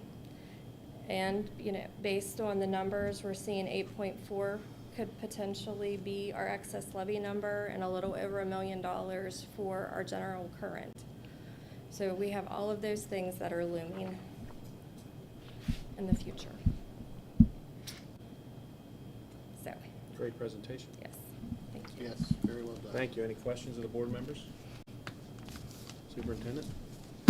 Okay, we're down to, This is just a presentation. We need Do you want this off? Do we need yeah, to approve it? you need, Yeah. We need to approve it. you need to approve the financial So statements. moved. Second. All in favor of the fiscal year 2021-2022 financial statement as presented signify by aye.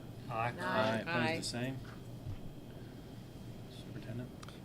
We would need to have Mr. Kelly I gotta recuse go. himself from the room for item F.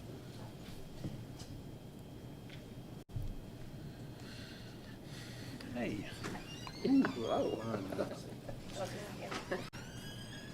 Item F is the accounts payable addendum. The superintendent recommends that the board approve the addendum as presented. Make a motion. So moved. Second. Any questions? Hearing none, all in favor of the accounts payable addendum as presented signify by aye. Aye. Opposed, the same. Mr. Kelly? You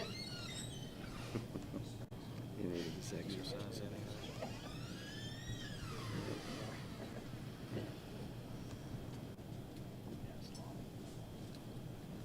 Okay, Superintendent. All right, we're down to the consent agenda, board members. Superintendent recommends that the board approve the consent agenda as presented to include items A, expenditures exceeding $3,000, item B, the supplements and transfers, item C is the payment of salaries and accounts payable, item D is student trips, item E is the fiscal year 2022 agreed upon procedures engagement letters for both our schools and related organizations. Item F is the renewal of our HealthWorks athletic training agreement for Clay Battelle High School, Morgantown High School, and University High School. Item G is the renewal of a Grand Canyon University student teaching agreement.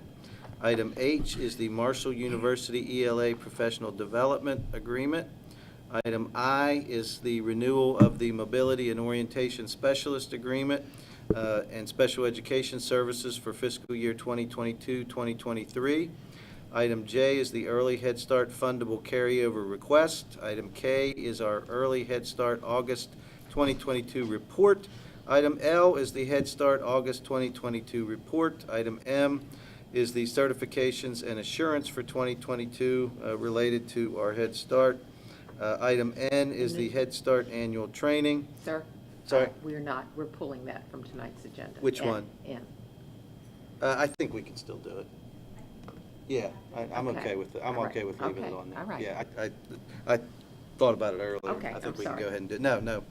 I know we thought about it. We but then- did. Yep, but Okay. we'll just go ahead and leave it on there. Item N is the Head Start annual training. Item O is the minutes for September 13th, 2022. Item P is the minutes for September 20th, 2022. And before the board does approve it, make sure that, as I know you have already, you may want to review item N, which is the Head Start annual training for our board members. So with that said, as I mentioned earlier, I would like the board to approve items A through P. Need a Aye. motion? Yeah, I have a motion. I'd like to discuss a couple of the items here. I'll second it. Go ahead. Okay, thank you. I was looking on A. I was just curious. Item number 7 is the MHS yearbook, $29,193.39. I just have a question about it. What's the question, sir? I thought the yearbooks were self. They, kids pay they for are, it. so you're right. because the schools have to issue the PO to pay for thank the you. yearbooks, Thank that's you. why they have to Yes. get prior approval. Okay, thank you. And I had a question about item C on pages 215, 216. The International Center for Leadership and Education, I saw a bill for a blanket a blanket purchase order, I think it was $8,248. I guess my question is for this outfit that we've invested a lot of money in, what's the end game? When are we finished with it? I think they've done if they've done such a great job and they've created this network of academic coaches and instructional leaders. Very fair. How much longer? This year. This is it? Yes. Okay. Yes, sir. We have Thank you. invested a lot, as you said, and the Yes. payoff has been tremendous, and I think our teachers are at a place where they can now internalize and use this information. So we've always had an end date in mind. Okay. And Good. I just have never said that publicly, but So yes, it'll be if June there- 30th? Yes, sir. Okay, all right. Thank you. Because we're not really following the rules with this agenda. Okay, all in favor of the consent agenda as presented, signify by aye. Aye. Aye. Opposed, the same? Thank you. Awarding of contracts. Yes. Board members, we're down to, and I'm digging through here, the awarding of our contract for the Skyview Westwood paving. That's for the road over there. And let me get it out here for you so I can present it to you in the manner that it needs to be done. Okay, here we go.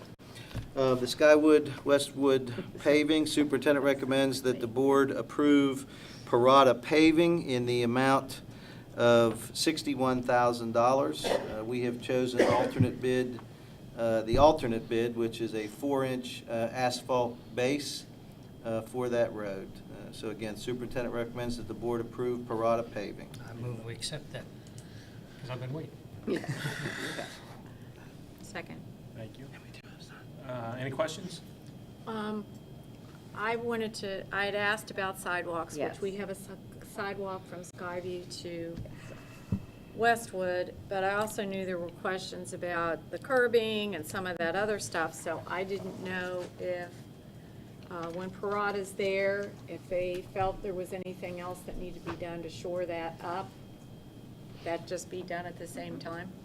Yeah, I believe we're okay, but I thought that that's a good point. I have no, when they're there, it's always a little better price break. If there was something that we had not addressed, I I'm think happy to everything look we've at talked it. about in the past was sidewalk coming past the Right. mailbox. Right. But other than that, I think everything else we're in good shape. I believe so. Yeah, I just know that that's been an ongoing concern and question from the community and board members. It's Well, I been the always- sidewalk at Westwood, from Skyview to Westwood. I was always concerned that after hours, because they park in the basketball court, Right. so at dark, you want to get them off because everybody's leaving. Right. That was always my concern. No, I mean, and it's valid, I'm just saying, if they're there, I would just prefer I'm just requesting that. I don't know how the rest of the board feels That's about it. more of a concrete. Yeah, yes, that's a concrete finish for the sidewalks. And we've done, the sidewalk up there, we finished, I think. Yes, we did. Along the tennis court. Right Yes, down yes, sir. Good. It's almost to the football. Yeah, we could, last time I was there, we needed a little backfill around it. Why did I make that help? I'm not allowed to order it from here, I guess, right? Okay, all in favor, is everyone all right? All in favor of the Skyview Westwood paving contract awarded to Parada Paving, taking the alternate 4-inch asphalt, $61,000, signify by aye. Aye. Aye. Opposed, the same? I had to cover that one, didn't I? Okay, wow, board member updates. The only thing I have. Dan? Oh, go ahead. Okay, you're sorry, man. I was just, I just would- I have no updates. The Extension Services Committee is the Monday before our Tuesday board meeting in October, if anyone has any questions about that. Only other thing I wanted to say, I think our visits from our national candidates and Secretary of Education, the schools were ultimately prepared, the students were excited, and I think everything went very well. It was nice to see, to be back in the schools again and not be worried about other health issues. Speaking of health issues, may I just share that I gave all of you, in case you would like to get a flu shot and/or the bivalent booster. We're doing that throughout the system, not us. Mon Health is our partner, and they will be in these sites. And if any of you are interested, you can simply show up with your insurance card.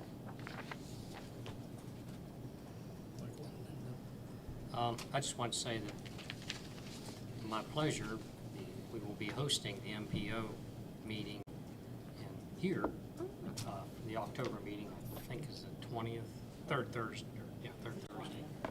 So anyway, it'll be nice to showcase our facilities as much as we've got it done. So we normally meet in downtown in the council chamber, but that building's closed and they're doing renovation. We went to the courthouse, so I volunteered us. Superintendent said we could do that with no problem, so we will be here. So it'll be nice. Nothing. The update on the broadband is they are engineering the loop that's going to cover the western side of the county right now. So they're going to go shovel ready in the spring. It's going to light that place up, and it's going to be something. When they start talking about the difference it makes in the speed of their internet out there, the rest of the other 15 loops are going to say, "What's next?" But it's an effort that the county commission and this group put on that will make, it's going to make such a huge difference for that part of the county. When I hear today that our tourism's up in the county, people want to be here. They just need to get connected. We need to start letting them opportunities happen, and our county commission has absolutely done that. They have taken the lead, leading the state, and it's an incredible, it's going to be incredible for our students. What it's going to do for our students is going to be beyond. And I can speak directly to my kids sit at my house because we have internet, Wi-Fi, high-speed internet. And when they have a question with a homework assignment, they literally get on their computers and somebody works them through the problems. That doesn't happen in the western side of our county. There is a distinct disadvantage out there that's going to be addressed. So I think we can't thank the county commission enough and the group that put that together. So that update's exciting at this point. So, Superintendent. Two things I wanted to mention. One, I was able to attend at University High School today the ribbon cutting for Project Bike Tech at University High School. They've got their laboratory up. They've got some great bikes out there. They've got kids enrolled in the program. We had a lot of local dignitaries. All the commissioners were there, and it was a real nice event for us to showcase that. And I want to thank Kim Green and University High School for taking that project on for us. I think it's going to be a great thing for our kids out there. My hope is that we can expand that into all of our high schools at some point. But it was really a lot of fun to go out there and watch what they were doing. One little girl was able to showcase the work that she had done, the bike she had built and was working on, and it really goes hand in hand with what we talked about the other night at our work session and the type of education we want to provide for kids here in the future in Monongalia County schools. So that's my other update. Let me. I forgot that. Sorry, I'm glad I reminded you. I was at a meeting at Milan Park today, and they got a just under $6 million grant to put a BMX park in that will need. This is exactly, it'll make that possible, the need for bikes. Also, the county the university's working on West Run Road bike loop. So there's actually the development of the bike loops, and this school system is reacting with the training of people that are going to help that be possible. So that's exactly what this technology piece is we're talking about, and it's happening. So. Last thing, I'm really excited about it. You'll hear more about it in the weeks to come. I love to brag about our schools and the success they have, and Niche.com released their top high schools in the state of West Virginia, and we always know that University and Morgantown finish right there at the top, and are ranked some of the best high schools in the state. And I'm really proud to say University was number 3 in the state, and Morgantown High School was number 1, finished ahead of Bridgeport.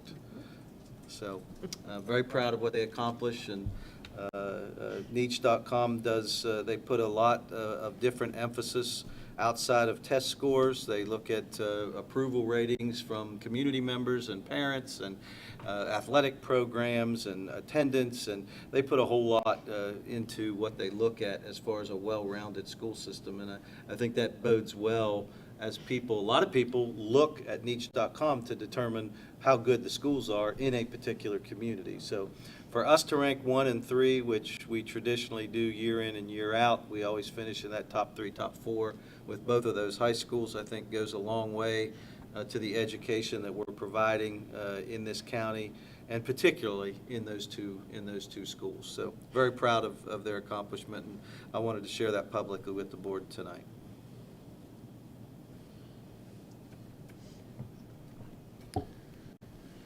Superintendent, policies. Okay, we do have several policies we need to bang out tonight and spend as much time as we need to on those. I know we've talked a lot about policy, but they're necessary, as Mrs. Walker pointed out so eloquently earlier in the meeting. This is first is A. This is policy 2260. This is our non-discrimination and access to equal educational opportunities. This is for second reading and adoption. Superintendent recommends that the board approve policy 2260 as presented. I need a motion. So moved. I'll second. Was there any public comment for any of the policies we're looking at tonight? Nope. Okay, so we'll just get that out of the way. All right, any questions? Hearing none, all in favor of policy 2260, non-discrimination and access to equal educational opportunities, second reading and adoption, signify by aye. Aye. Aye. Opposed, the same. My coffee's making my lips not work, I guess. I don't know what the hell just happened. That's all right. All right, policy B. This is policy 2260.01. This is section 504 ADA, prohibition against discrimination based on disability. This is also for second reading and adoption. Superintendent recommends that the board approve policy 2260.01 as presented this evening. Need a motion? So moved. Second. All right, any conversation, any questions? All in favor of policy 2260.01, section 504, ADA, prohibition against discrimination based on disability for second reading and adoption, signify by aye. Aye. Aye. Opposed, the same. Superintendent? Policy, this is item C, policy 5517. This is anti-harassment and violence. This is also for second reading and adoption. Superintendent recommends that the board approve policy 5517 as presented. Need a motion? So moved. Second. Second. Any questions? I've already made comments on this policy tonight. Earlier. Hearing none, all in favor of policy 5517, anti-harassment and violence, second reading and adoption, signify by aye. Aye. Aye. Opposed, the same. Superintendent. All right, this is letter D. This is policy 3120.08, employment of personnel for extracurricular activities. This is first reading. This was presented to you, I think, by Jennifer at your last board meeting. So we've cleaned that up for you. And the superintendent recommends that the board approve policy 3120.08 for first reading as presented. Any motion? So move. I'll second it. Jen seconded it. Any questions? Hearing none, all in favor of policy 3120-08, employment of personnel for extracurricular activities, going out for first reading, signify by aye. Aye. Aye. Opposed, the same. Superintendent? Item E is policy 4120.08, employment of personnel for extracurricular activities. You saw this also at our last board meeting. I recommend that the board approve policy 4120.08 for first reading. Need a motion? So moved. Second. Any questions? Okay, all in favor of policy 4120-08, employment of personnel for extracurricular activities for the first reading, signify by aye. Aye. Aye. Opposed, the same. Superintendent? This is item F. This is policy 5140, motor vehicle driver's license restrictions. You discussed this at your last board meeting at the first introduction. This is for first reading. Superintendent recommends that the board approve policy 5140 for first reading as presented this evening. Need a motion? So moved. Second. Any questions? All in favor of policy 5140, motor vehicle driver's license restrictions, first reading, signify by aye. Aye. Aye. Opposed, the same. Superintendent? Okay, item G. This is the first time you're seeing this. This is policy 4115. It is titled Job Descriptions. Jennifer, you want to review this with the board, please? Sure. So this is a, basically a replacement policy because West Virginia Board of Education repealed and replaced its policy 5314 relating to job descriptions. This policy is specific to service personnel. And you can see on the red line that you have what was stricken from the original policy. You will see there are some optional items in here, and the ones that I've put X's next to is in keeping with what our current practice is as we hire new service personnel and in relationship to their job descriptions.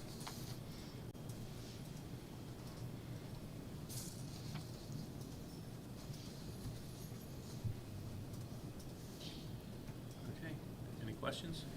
So my only question is, when someone applies for a job with a certain description, is the salary scale anywhere on with that particular, what's, you know, how they have the different ABC? Oh, you mean what scale they're paid on? Yes. No, so our salary schedule identifies on itself every classification and what it's paid. So it's a double-sided document.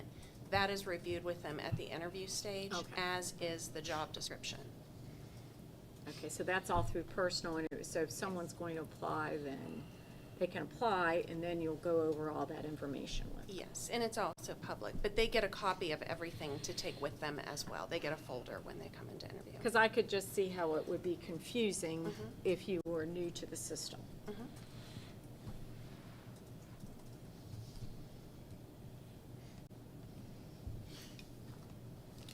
Any other questions? Superintendent? All right, we'll get that cleaned up for you, and we'll bring it back to you at our next board meeting, for first reading.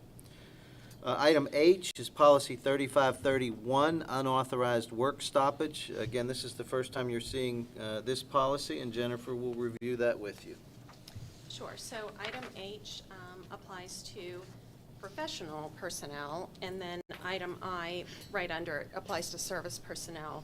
Same topic, it's the unauthorized work stoppage. This was a result of the passage of Senate Bill 11, which was actually two full sessions ago. And this addresses any work stoppage or strike by a board employee and clarifies that it is unlawful and deemed to be a serious disruption of a student's state constitutional right to a thorough and efficient system of free schools. So this new policy reflects what the current state of West Virginia law is. And you can see the new language is in green in the policy. Any questions?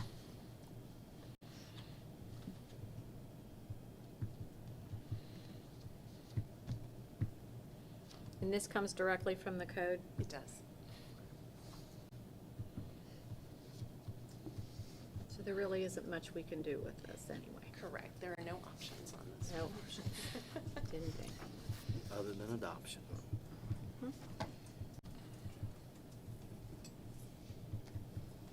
Superintendent personnel. All right, and just as a reminder, policy 4531 is also unauthorized work stoppage, and as Jennifer said, this is directed at service personnel. Is that correct, Jennifer? That's correct. Okay, yes. thank you. And it has the same changes there as well. So we'll get those two cleaned up for you, make them look pretty, and we'll bring them back to you at our next board meeting. So we are down to personnel. And I have only one change on the regular personnel list on page 1, line 10. If you would add the name Hal Ashley, and that's it, right, Mr. DeSantis? Okay, thank you. With that one addition, the superintendent recommends that the board approve the personnel agenda as presented this evening. I have a discussion about it. What is this? Where's that? Is that the It's page fiscal 1. compliance officer? Yes, the fiscal compliance officer. We're filling that gap there. Go ahead. Yeah, I would like to make, on page 3, the new position, the professional accounting position, a separate item. I'd like to put that in a motion.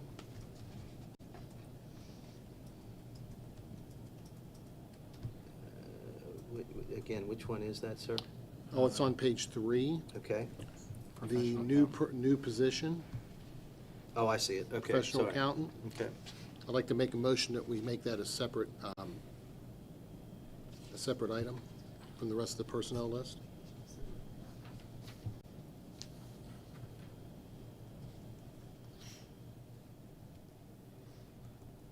So you want the superintendent to pull that then, So and may have that not- separate. Not here in a Yes. second, let's just vote, I mean, as presented. Oh, wait, I'm sorry, I thought I heard a second. I'll second it. Thank you. Sorry, I thought Nancy did. I didn't realize that was a motion. Because I didn't I think don't there know was a that- motion out there anyway. That's why I was confused. Because the superintendent could have recommended just to pull it Huh? out. That's why I was asking. The, I think it has to stay as a, It's a full document. it's a full, yeah, it has to stay. As I think presented. maybe, Dan, what you're suggesting is that approving a new position should be separate than filling in a position that's already. Yes, I'm okay with everything except that position. I've many times in the past voted against personnel lists over one. Okay. Just- I'll tell you my I mean, position. I was gonna say, I'll if tell you you would- why. yeah, I'll that's- tell you that would be why, good to just- Okay? It's a 261-day position to be added with excess levy money. I did some research. We have 4 professional accountants. If we had a 5th professional accountant, that would be 8% of the whole state of West Virginia, all 55 counties. I looked at comparable counties here of our size. Kanawha has 1 professional accountant, Berkeley has 3, Cabell 2, Wood County 0, and Ohio County has 1. So I guess my issue is I don't know why we have so many, why we need to add another accountant and why we have to do it with excess levy money, which I think should be spent on students and teachers. Nicole, just make sure I'm right on this, but this is replacing a service position through a retirement. So we have currently our only service person left in the business department. That is correct. Is retiring in December, and we are requesting to replace that individual with a professional accountant, which would give us all professional That is correct. personnel in the finance department. That is correct. Okay, all right, I just wanted to make sure that I was So clear if on that. this gets approved, then we will have 5 accountants total?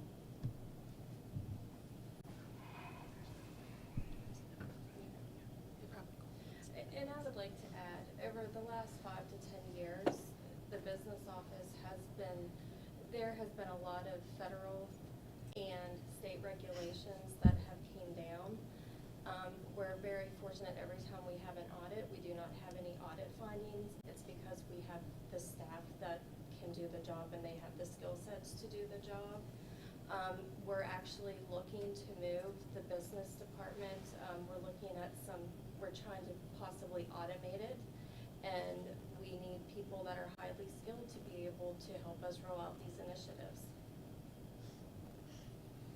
Well, and just the GASB alone added Right. how much? And with the GASB Work. 84, with the of the school's activities, we're actually having to go out to the school now and conduct internal audits. We're having to do a lot more at the central office than what we have ever had to do before because of all the different laws and procedures that we are mandated to follow. And bottom line is, we're going to fill the position. It's either going to be filled with a service Right, that employee is correct. who won't Yes. have the same skill set Right. for 261 days. That is Or it's going to be filled with a professional accountant Yes. who will be better suited to fill the role, also at 261 days. That is correct. So it's going to be filled one way or the other. It's just a question of what type of employee we're going to fill it with. We also subcontract people to go out into the schools to do audit. This is actually going to be the last year. We just, on tonight's agenda, we actually employ, we contract with Teacher Bartlett, but because we have Trey Varner, who is our other professional accountant, he is a CPA, and then we actually just recently hired one of our payroll professional accountants that has actually came from an auditing background. Once we get them up to speed with payroll, we'll no longer need to contract with Teacher Bartlett to do the school audits and the related organization, and that will be a cost savings of $30,000 because we'll be able to do it internally.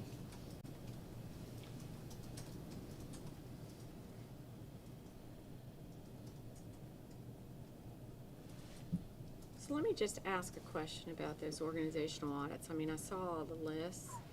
How does someone obtain those financials? Because I've had several members of booster groups Yes, asked to it's- obtain, they're members of the group, they have students in that school in that activity, and they're unable to get the financials. So is that because A copy there's? is retained at the school, and a copy is retained with the booster organization. And we have a copy here at the central office. So if someone wanted to come and review, does the principal have a copy? Yes, they do. So they could go to the principal and ask for a copy of any of Yes. the audited financial statements of any of those organizations? Yes. Okay, that's it. We had that moment. Do we have a motion on this? No. You have a motion. We had a motion on, I recommended the personnel.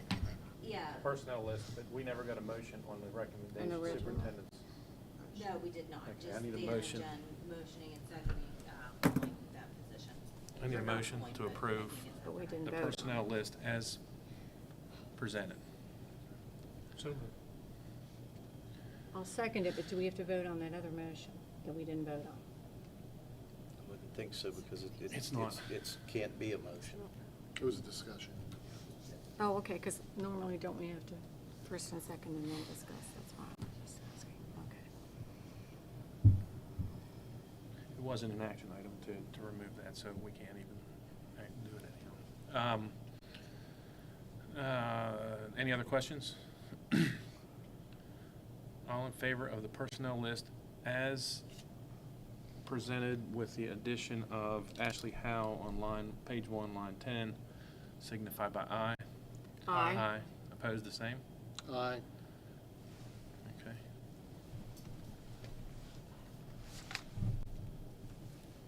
I've many a times left the board meeting and wonder how many teachers we hired that I said no to, and I can always think, boy, I'd like to call them on and apologize to every one of them. Yeah. But, yeah. Superintendent, the addendum? Yeah, before I do the addendum, I wanted to give some updates that Mr. DeSantis provided for me related to personnel.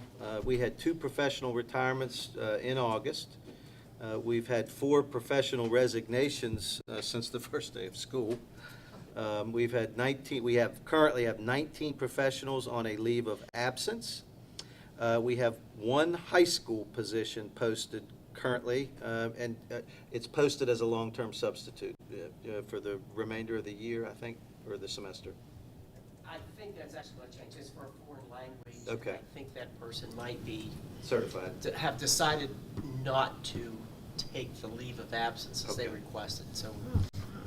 All right, but it is posted. All right, Yes. it is posted. We have 1 middle school position posted, and that's for a counselor. and we have 5 elementary school positions posted, and 4 of those are for long-term substitutes. Bob, thank you for updating the board on those current items. I know the board likes to keep tabs on that, so I appreciate you bringing that to us. With that, I'll move to the personnel list addendum, and I do not have any changes to the addendum, so I will recommend to the board that they approve the addendum as presented. Need a motion? So moved. Second. Any questions?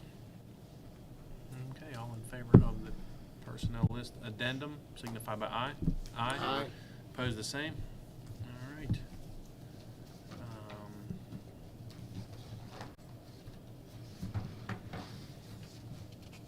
Superintendent C. We have our county board goals and superintendent goals and actions to improve student achievement and well-being. This was put on here for board discussion. I did share with the board 2 items, mainly for the 2 newly elected board members because you weren't part of that discussion and process. I shared with you the letter that was sent to the Department of Education related to this board's self-evaluation and those results, and goals. And I also shared with you the letter that was sent to the Department of Education related to my evaluation and goals, so that you would be able to see what those were. And Mr. President, I would like to request at this time that you permit the remaining staff members to go home. I was thinking the same thing.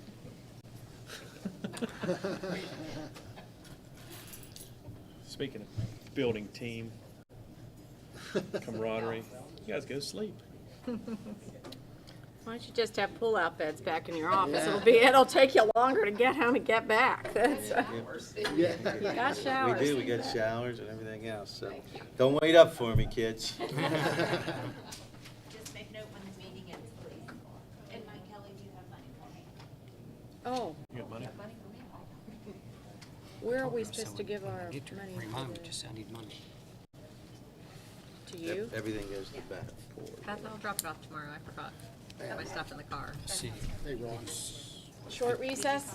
Ron. Yeah. We need a short Yep, recess. go ahead. That's Little- what Yeah. I'm trying to help you here. That's what-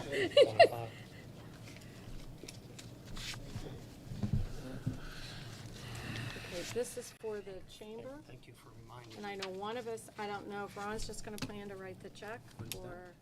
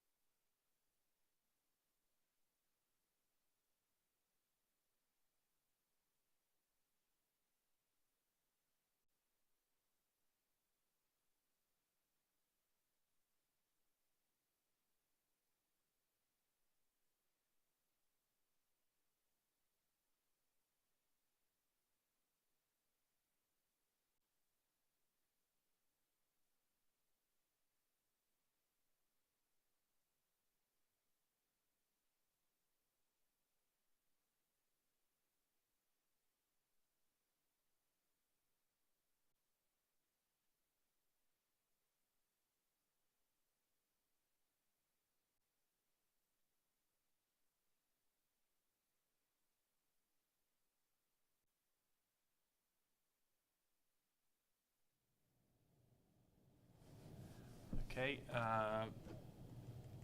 after a short break, we're going to go into county board goals and superintendent goals and actions to improve superintendent achievement and well-being. We're going to go into executive session for personnel, but I need a motion in that. So moved.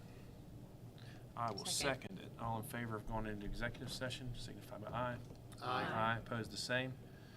We will not be back on the air because we're going to come out of executive session and simply gavel, and we're going to let our staff go home. So